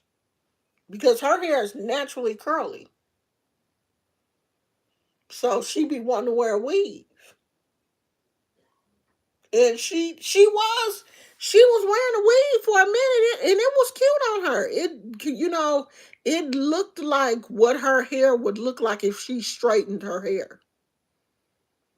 And we really don't want her to, straighten her hair every day, be flat ironing her hair every day because, she'll mess up her natural curls. Yeah. So she wears the weave and she gets her hair braided. She look cute with her little braids. What's your dog's name?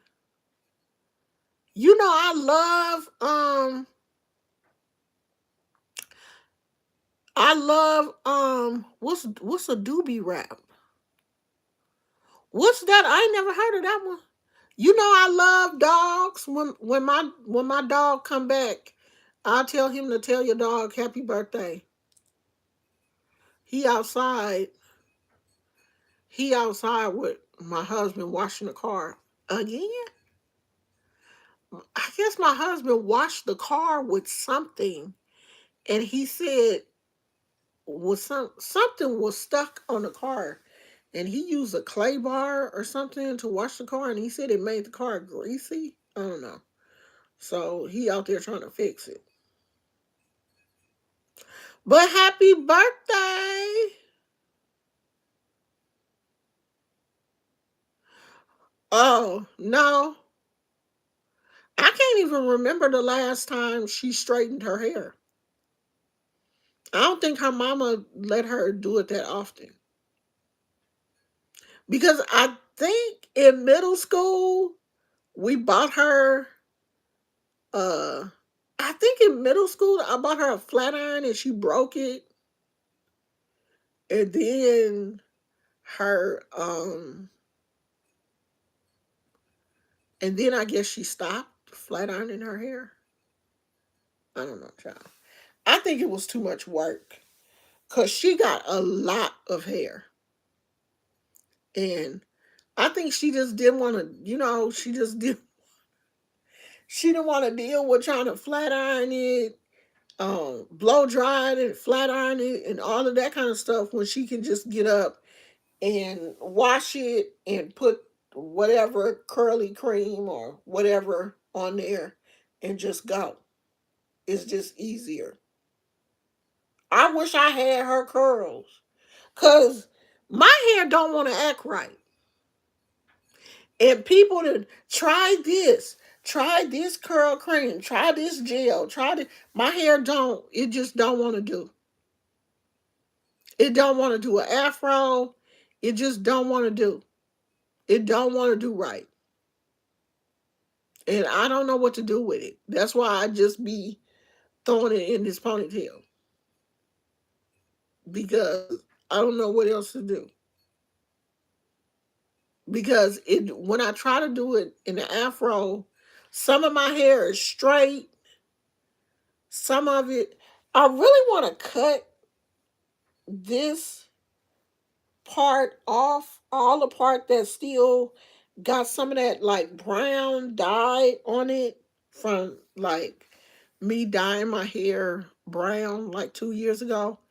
I really want to cut all that part off because I think that part's damaged. Because that part is kinky. And like the gray hair is kind of straight. So it's a lot going on. And it don't want to do afro. When I be trying to put it in an afro and put the gel and stuff on it, it don't want to act right. So I don't know what to do with my hair. And I'm like, I'm too old to be tripping off of my hair. Like, I want that to be the least of my damn worries. And my hair done got on my nerves so bad. I'm like, should I get my dreads back? But I'm like, nah, because I don't want to deal with that shit either. I don't want to deal with no maintenance on no dreads. I think about I think about the maintenance of dreads and be like, nah, I don't want that shit.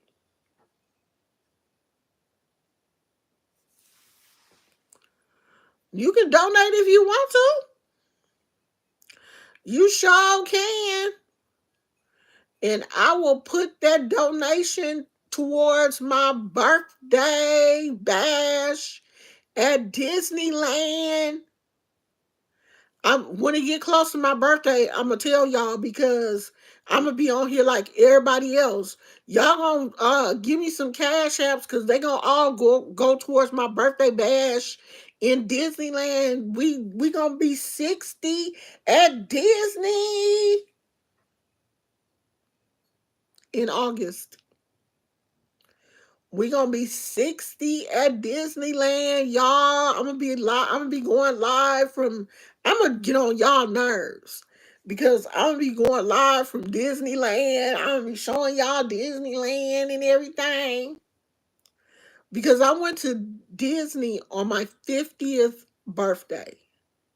I went to Disney and I said then when I turn 60, I want to come back to I think it's on. It should be on the I don't know, child. I don't know if it's on or not. Um Disney hauntings. I'm gonna start back to watching because for a minute I was hooked on them Disneyland videos, right?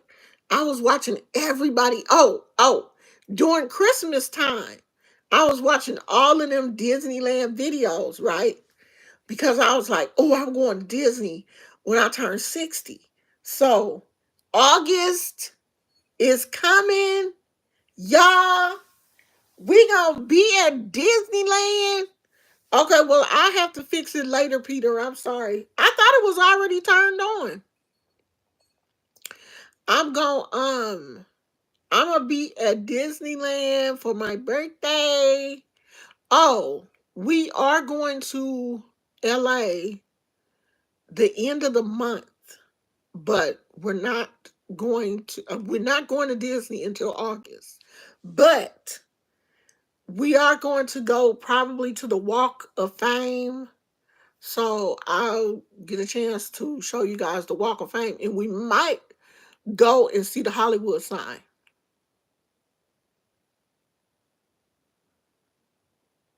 I don't care what they be saying about Disney, girl. I'm gonna be there.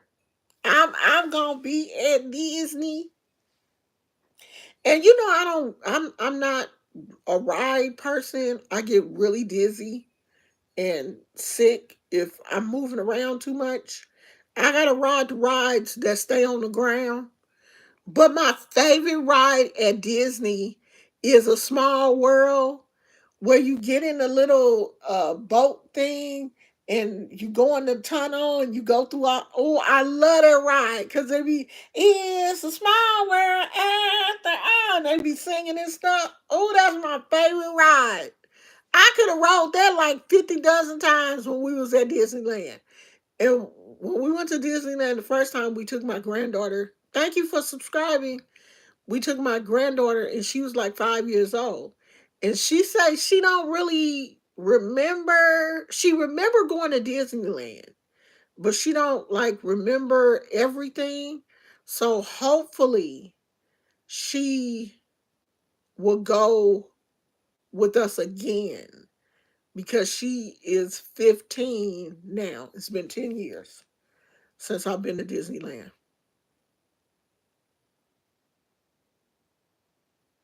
I am truly a big kid. When it comes to stuff like Disneyland, I'm gonna watch the ghost stories. I'm gonna be on TikTok looking at them too. I am truly a big kid. When it comes to places like Disneyland and stuff, oh my God, I got to wear the ears. I got to have the whole experience. Minnie Mouse T-shirt, ears. I got to do the whole thing. The whole. I'm gonna be Disney out. Do you hear me? I'm I'm gonna find me some Disney earrings. I'm gonna be the. You know how they be saying old people be at Disneyland doing more than like the little kids. That's gonna be me. I'm gonna be Minnie Mouse out. I got to find me a Minnie Mouse purse. I'm gonna probably get the one of those backpacks. I'm gonna be doing the absolute most, and it's gonna be my birthday. Yeah, girl. Yeah, tell me what your new favorite channel is. Y'all tell me some channels that y'all be watching.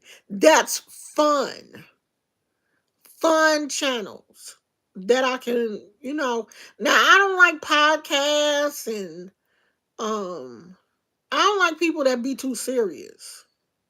I like people that like to have fun. I'm gonna be at Disney having me a good time. And it's my 60th birthday. Hell yeah, I'm gonna have a good time. And I've been waiting for this for like a long, ever since I turned. We kept saying that we were gonna go back to Disney, and we just never did. Did we? Have we been back to LA? We've been back to LA. As a matter of fact, my husband was just in LA not too long ago because his cousin passed away. But he just went, and I stayed home with Gizmo while his other cousin just passed. And I knew her, and I want to go to the funeral. So we're going up for the funeral, and we're gonna stay um a couple of extra days. So at least we can like drive around LA, go to Hollywood. I want to walk down Rodeo Drive and be Pretty Woman. Pretty Woman walking down the street. I want to walk down Rodeo Drive holding holding my little purse and pretending like Doctor Who. I think my husband watched. What is that? Is it on Netflix? That sounds like something my husband would watch. I'm gonna be walking down Rodeo Drive with my little cheap purse. I told my husband though, we gotta drive down Rodeo Drive when we go to. I want to do that. We haven't done that. Every time we go to LA, I forget to tell him let's do that. So that's on my list this time to do. And of course, if we do it, I'm definitely going to video that so y'all can see it. That's about all we gonna do because we only gonna be up there for 3 days, I think, at the end of the month. And when we go to Disneyland for my birthday, we only gonna stay, I think, for the weekend because I'm pretty sure my husband ain't gonna take off that much time for work. So we probably only gonna stay for the weekend, but that's all I need. Disneyland, honey, once you didn't spend the whole day at the park, your butt gonna be tired. Cause Disneyland is huge. And the last time we went in August. It was hot. No, we're not flying. We gonna drive up. LA is only 6 hours. We gonna drive so we can have our car. So we don't have to rent a car. Every time we go to LA though, we drive. Yeah, my husband want to go to Universal Studios. He want to go. So maybe when we go for my birthday, we might go to Disneyland and Universal Studios. I want to go to Knott's Berry Farms. It's I don't know if it's in Anaheim, but I know it's in the LA area. Knott's Berry Farms is Disneyland. What is that right next door to Disneyland? The other park next to, I think it's called California Adventure. My birthday is in August 17th.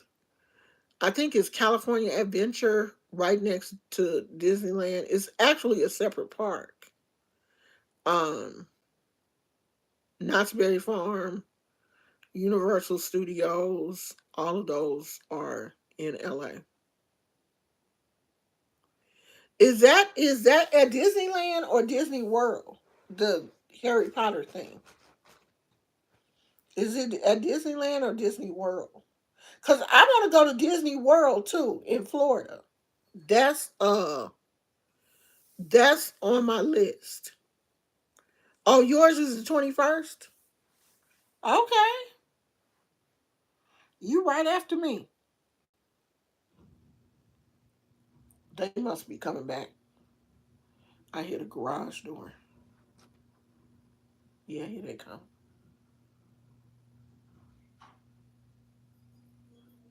I'm surprised Gizmo doing all that playing and he ain't. I done forgot. Dog ain't had his breakfast. Universal is. They got one out here too. They got one out there too, don't they? In in Florida. Is it one out here and one in Florida? Disney World is in Florida.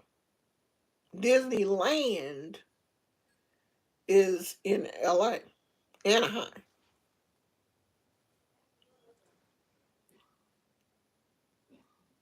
Gizmo ain't had his breakfast and it's almost 2 o'clock.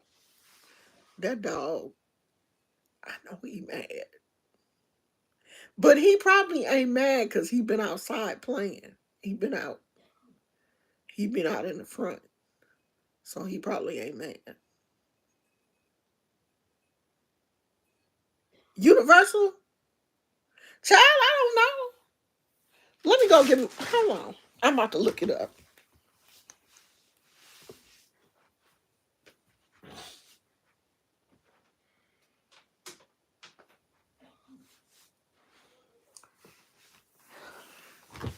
I need to go to the Apple store because my phone.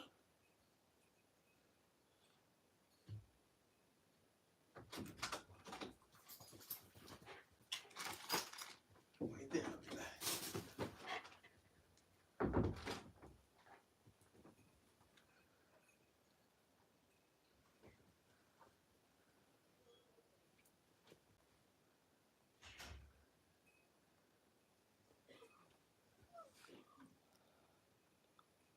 Yeah, it's Universal Studios Hollywood.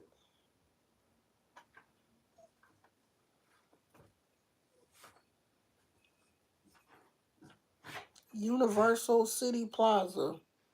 It's in Universal City, California, but that's somewhere in near LA.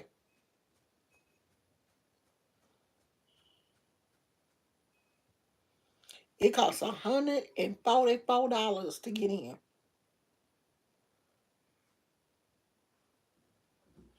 $144.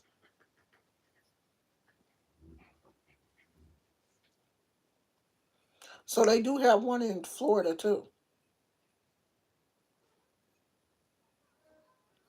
in Orlando.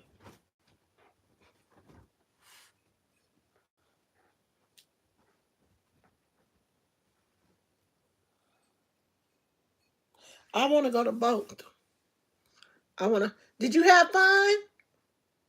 You have fun outside? You've been outside. You've been outside for a long time. Did you have fun? Little stinker butt.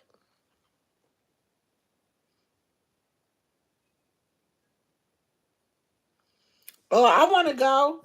I've never been to the Universal Studios. I had never been to Disneyland till I was grown. My mama never took me to Disneyland.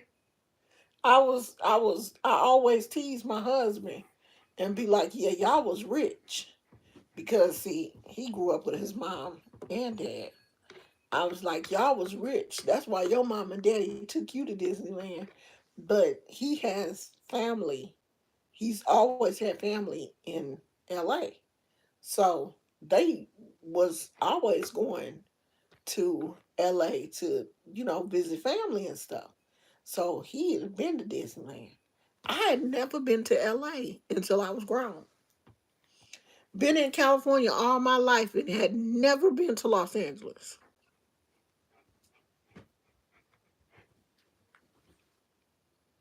Oh yeah, I've walked down the Hollywood Boulevard.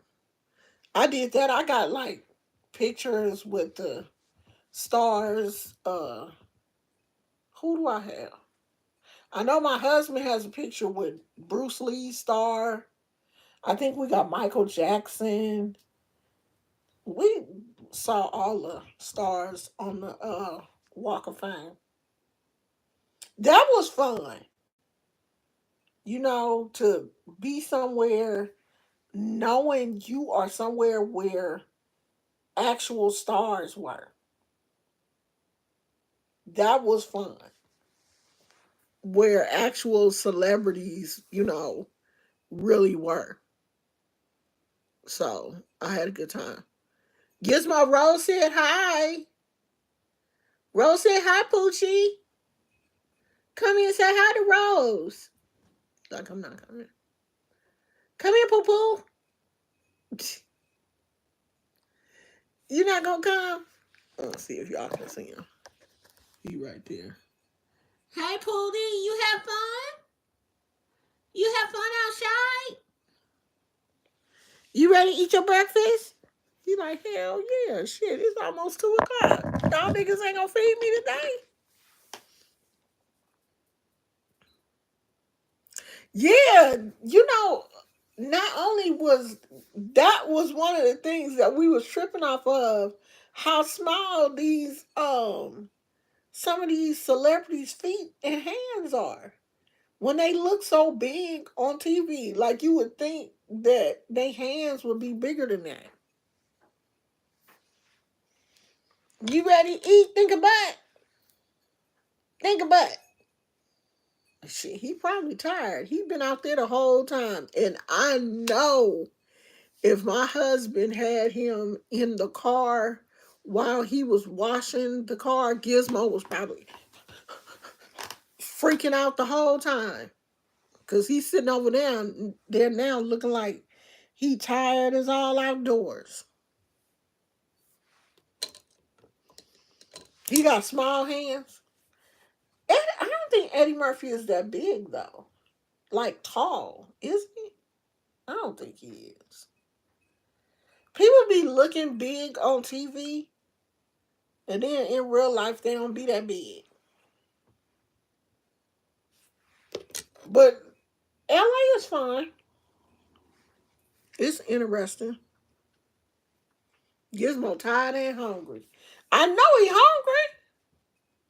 Unless my husband fed him and didn't tell me, and I don't think he did because his food is in here. I'm finna feed him because shit, I'm hungry.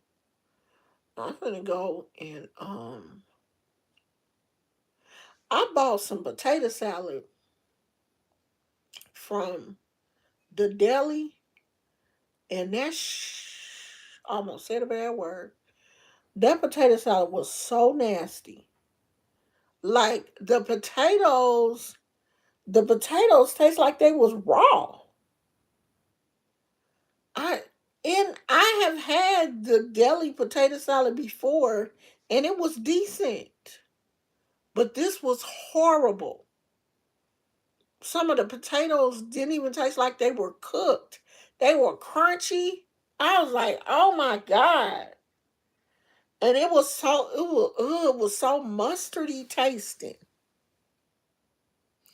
I saw Kevin on stage next to Will Smith and Martin Lawrence, and he made Will look small. Really? Kevin on stage tall?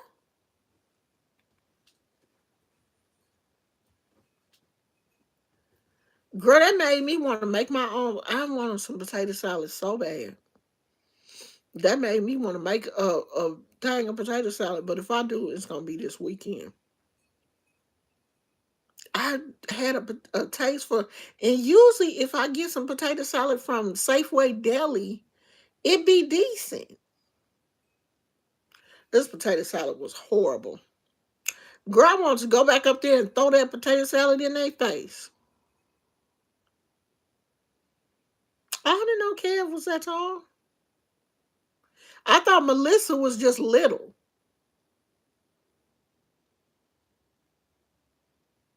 Eddie Murphy not even 6 feet. Nah, everybody can't, and you know everybody can't cook potato salad. That potato salad was a mess. I'm glad I got a small one.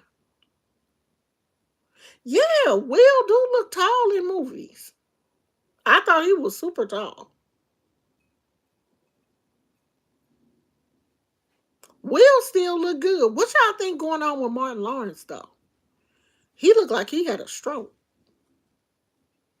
because I saw him at one of the movie premieres, and he was holding one of his hands like this.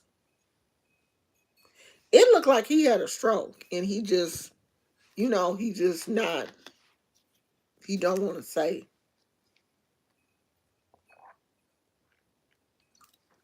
And I know it's not our business. It's definitely not our business, but we nosy.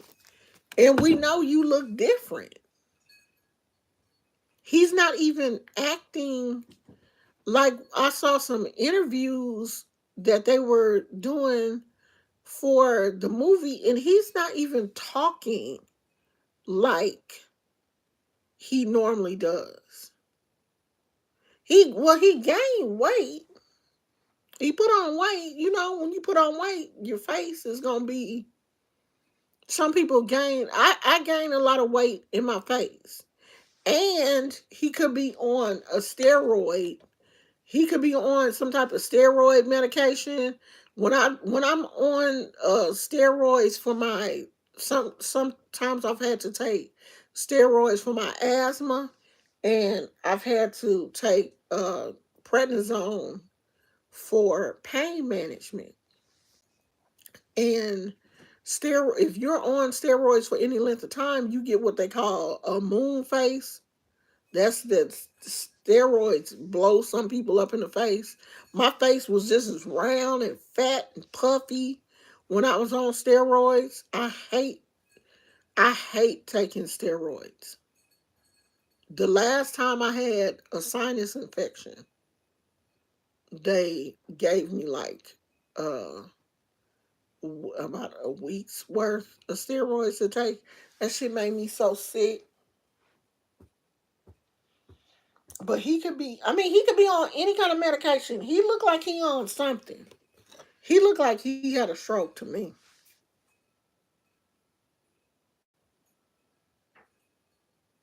I don't think that's alcohol. He looked like he had a stroke. Because he was holding, the way his hand was, it looked like he had a stroke.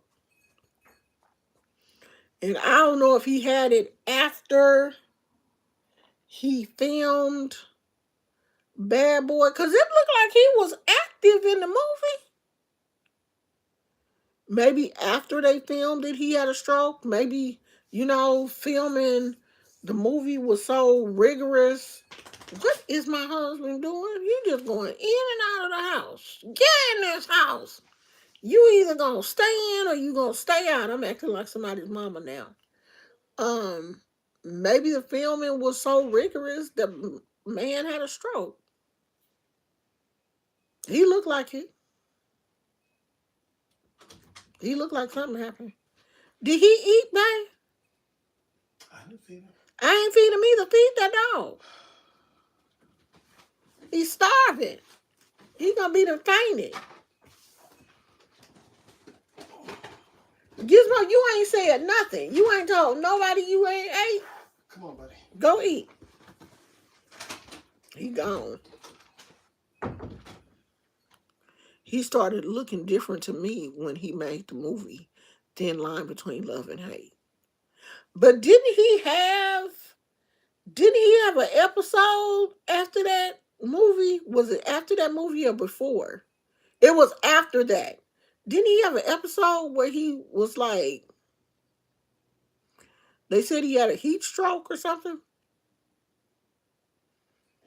When he was on the street and he was screaming or something happened. Something happened to him. I remember he had an episode. I don't know what it was. But yeah, he was different after that. And then after that episode he started gaining weight. And I was like, he probably was gaining weight because he was on some type of mood stabilizers or something. Them psych meds make you fat. That could have been some of it too. But psych meds do make you gain weight. But he looks totally, he looks like something happened. And my nosy butt want to know. I want you to come out and say what happened. Don't have me out here guessing.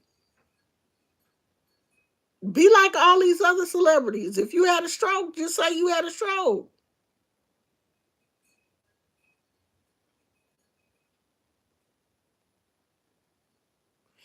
See, that's Rosemary. That's when I thought something had happened. When I saw one of those interviews that he did with Will Smith, and all of the interviews, Will Smith is doing all the talking. He not really saying nothing. Yeah, he was jogging with that. He was jogging with one of those suits that make you sweat, and he like passed out on the street or something. That's when things started looking kind of different for him. That's when he started looking different. He started gaining weight. He was gaining weight in his face. He was gaining weight, period. But it just looked like it's something wrong with him now. He just don't look the same. Will Smith looked good. Y'all can say what y'all want about Will, but Will looked good. Will Smith works out, he keeps his weight down. It is not all the fact that Martin gained weight. Because we can deal with celebrities gaining weight. His hand was, and he was unsteady when he was walking. Because when he was walking at one of the red carpet premieres, Will Smith was kind of holding him. I was like, nah, something going on. Something going on. And Will Smith is just, a good person. And he's just taking the attention, trying to make sure, the attention is not on Martin. Even in the interviews, Will Smith, if you watch the interviews that they did together, even in the interviews, Will Smith is doing all the talking. So something ain't right. Something is going on. I mean, if it was a stroke, it looks like, um, it looks like he's getting better, but it looks like it was some damage done. Cause you see, we ain't seen too much of Jamie Foxx after that situation with him. We ain't seen him do too much. He been laying low.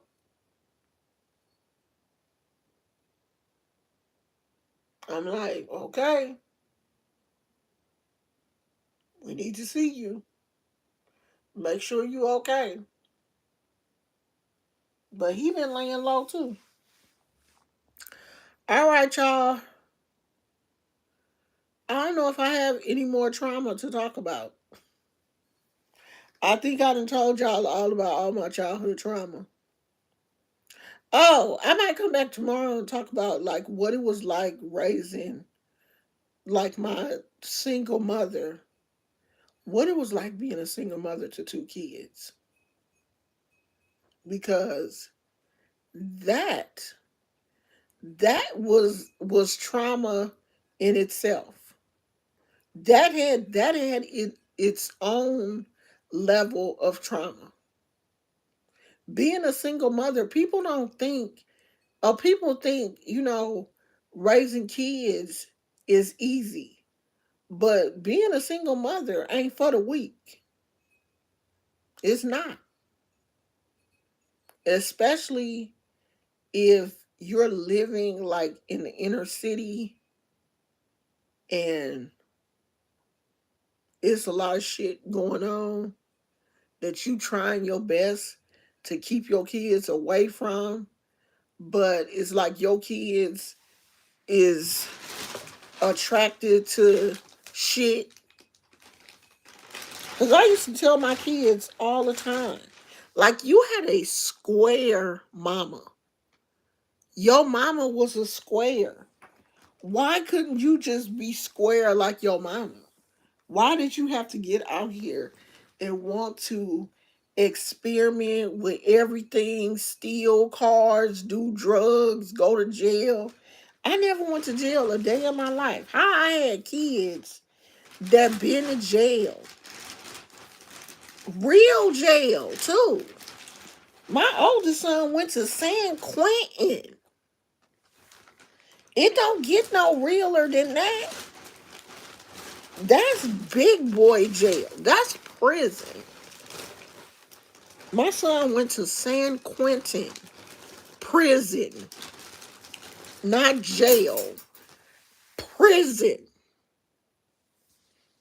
And how it feels to be a single mother, how it feels to have kids that have went to jail. We're gonna talk about all that tomorrow. What it feels like to sit in a courtroom and the judge tell your child that they getting ready to go to prison. I'm sick of seeing you. I remember this judge told my son, if I see your face one more time, I'm gonna send you to prison. I'm sitting there listening to this judge tell my son, if I see your face one more time, I'm going to send you to prison. I'm tired of looking at you. You have been in here so many times, and I have given you so many chances that maybe you need to sit in prison for a little while. And my son did not think fat meat was greasy. He was like, all right, I'm gonna do right. You think he did right? Hell no. He did a whole year. I think he did a whole year at San Quentin. But after his ass got out of San Quentin, that was it. That was enough to be like, all right, I'm about to do right. San Quentin. I didn't see my child for a whole year because he was in San Quentin. So we're gonna talk about that. What it's like to, as a mother, what it's like for your kid to be in jail, to watch your kid get locked up. What that feels like. I done been through some shit. Real life. Like, I'm a real person. I've been through some crazy shit. Yeah, that changed him. He couldn't say nothing. He was just like, that was one of the times that the judge let him off on probation. And, my son was like, all right, cool, and he got off of that situation and would stay straight for a while, and then he would be back out there. The good thing was when you go to San Quentin, your first year, you are in what they call in processing or something.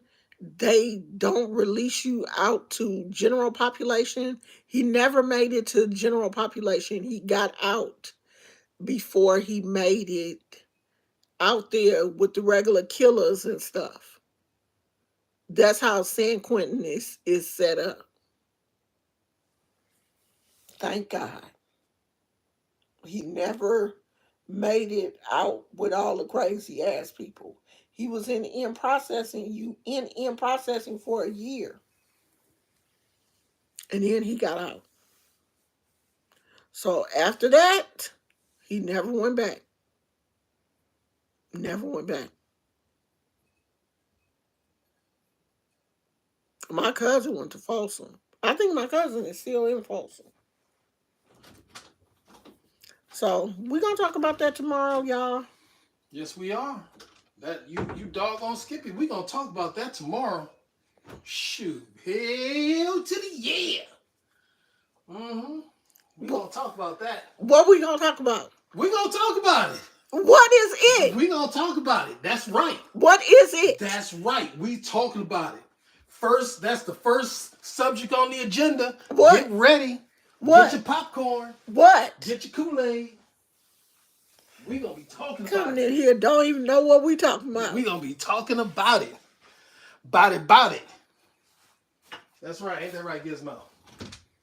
Let me get some toilet paper. I couldn't work in no prison. I started following this guy on TikTok. He just got out of prison. He had been in prison for 17 years. And he just got out. And everything is foreign to him.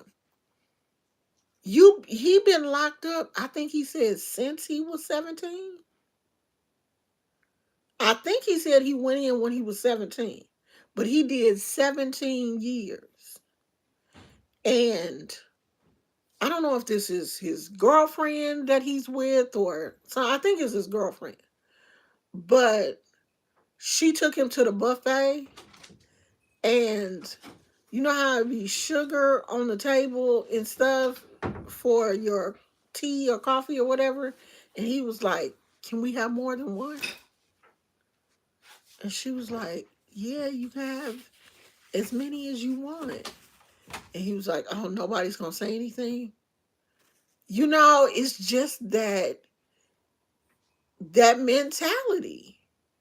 Like he has to get used to everything. Girl. And I don't know how these guys in prison be having phones and stuff. But like it's this one guy on TikTok and he be showing like the food that the prisoners be eating. He be coming on TikTok showing like what they plate look like. I be like, Lord, I be done lost so much weight. Cause ain't no way in hell I can eat that.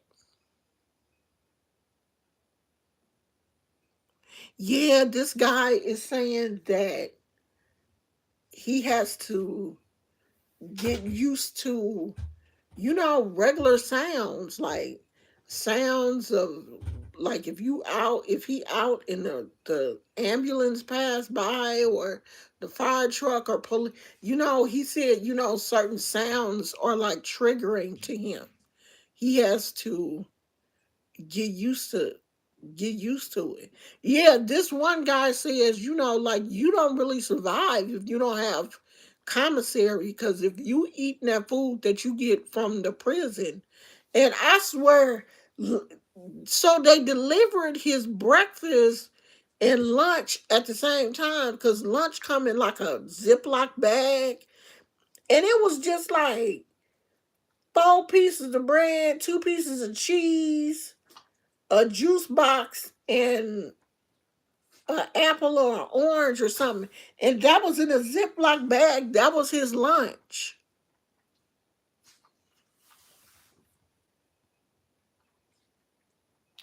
The sandwich didn't even have no meat. It was just like 4 pieces of bread and 2 pieces of cheese. But you in jail. You're in jail. You're locked up. You're not getting Ruth's Chris. You're not even getting Sizzler. You're in jail. But god damn. I can't even imagine. And a lot of the comments was, how people, how people can be in the comments. A lot of the comments was like, you in jail. You shouldn't even get that. What you expect? What you do? You probably unalive somebody. I mean, people was like going crazy in the comments, but damn. I know that they are in jail, and they're not gonna get the best of food, but they're still human. They're not dogs. They're not animals. They still be. Have you seen the China, or I don't know if it was. I know it was the Asian country. I don't know if it was China or Japan or Korea. But they showed how they feed their prisoners. They get decent meals. They get like and rice and like a meat, a vegetable, a fruit, a dessert. They have like a soup. They have very decent meals. Now they're very particular. I think they weigh the portions because they make sure everybody gets the same amount of food. I think they weigh the portions or something, but they get like rice, a vegetable, a meat, soup, something to drink, and like a cookie or some cake, and it's prepared there in the kitchen. It's really decent. Yeah, they get money from the government to feed these people. It don't make no sense for them to be eating dry ass cheese sandwiches and mystery meat with all that money the taxpayers is paying to fund these prisons. Feed these people some decent feed these people some decent food. Yeah, some of them in their own trumped up charges. Some of them still in there doing time for weed and stuff, and weed is legal. Now some of them supposed to be in there. Now, some of them done broke the law and then hurt people and unalived people. Them the one that deserve the cheese sandwiches. But the people in there that ain't did nothing, they don't deserve to be eating dry ass bread and cheese sandwiches and mystery meat. Just slop. Like I saw this one plate, things that were on there, it didn't even make any sense. It was his breakfast. And he had like a tortilla, a biscuit, a piece of meat, and a piece of bread. What was he supposed to eat the tortilla with? I mean, the breakfast didn't even make sense. They just be giving them anything.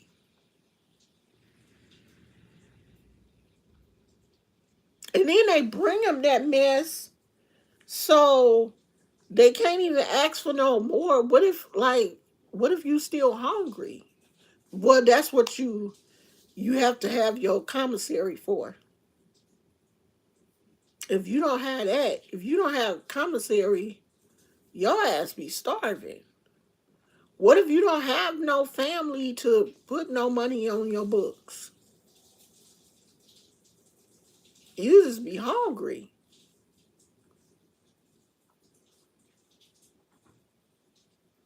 Yeah, half of them being there just as bad as them. Did you see where that one of the correctional officers had got pregnant by one of the people that was in jail? Like, you having sex with the inmates? It's got that bad? Now, what happened to the Dublin, California, or Dublin overseas? Now, what happened there? I didn't hear about it. But I did hear about that correctional officer that had got pregnant by, they was having sex with the inmates. Oh yeah, I believe it. I definitely believe it. A lot of them women inmates get taken advantage of. If they're not getting taken advantage of by the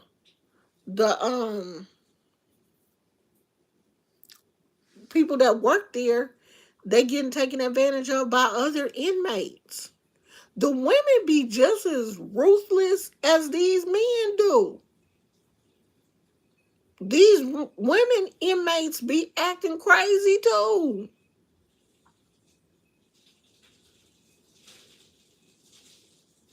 Yeah, I heard these women inmates be crazy. The stuff that they be doing to each other. Cause I was watching some show. It was something about women in prison, and so this one woman inmate was so popular like she was in relationships with so many of the other inmates that they had to move her to another prison because the women was fighting over her. They had to like move her to another prison because she had so much drama going on with the other inmates.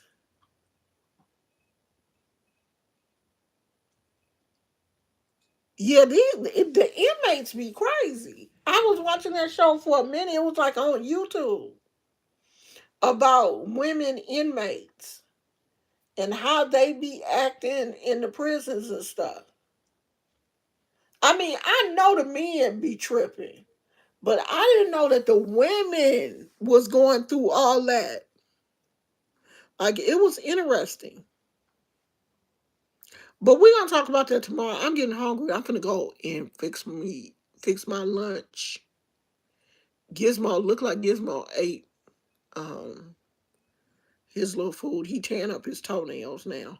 It's that time of year. I hate this time of year because he has a lot of issues with his feet. I don't know what Gizmo be going through it in the summer with his feet. And like he be like biting his toes and his hair be falling off. His hair be falling off his toes and stuff. It'd be a mess. And it only happens in the summer. Like his allergies. I know he has like summertime allergies and he be going through it. Poor baby. And he doing it right now. He tearing them toes up. And I can't do anything. Like, even if I wash his feet after he go outside, he still be biting his toes and stuff. And my husband be like, leave him alone. Just let him deal with it. But his toes be red as hell. He done licked and bit all the hair off his toes. He be walking around here, his feet be just as hairless. My baby be looking a mess, okay? But I still love him. And y'all better not talk about my baby. So we will be back tomorrow. What time? Around the same time we came today. Because I be trying to eat my breakfast and relax for a minute and then I'll come on live. It's not bugs, I don't think. He just got, the doctor said it was just allergies. He probably allergic to the grass and pollen and everything else this time of year because it only happens during the summer months. Usually in the winter, he's okay. His hair will grow back. But in the summer, he just be itching and it's not fleas because Gizmo's all white. And if he has fleas, we can see them. But I don't know. It's just something that he deals with. So I will talk to you guys tomorrow. That's right. It's going down tomorrow. For sure. For sure. We gonna get him to come and talk tomorrow. It's going down tomorrow. Tune in tomorrow. For sure. For sure. He ain't talking about shit. It's going down. He ain't even gonna be here, y'all. We gonna bring it up. We gonna turn it up and turn it down. Ain't that right, Gizmo? We gonna turn it up and turn it down? We gonna tear the roof off the mother. Bye, child. I'll talk to y'all later. I love you. Bye.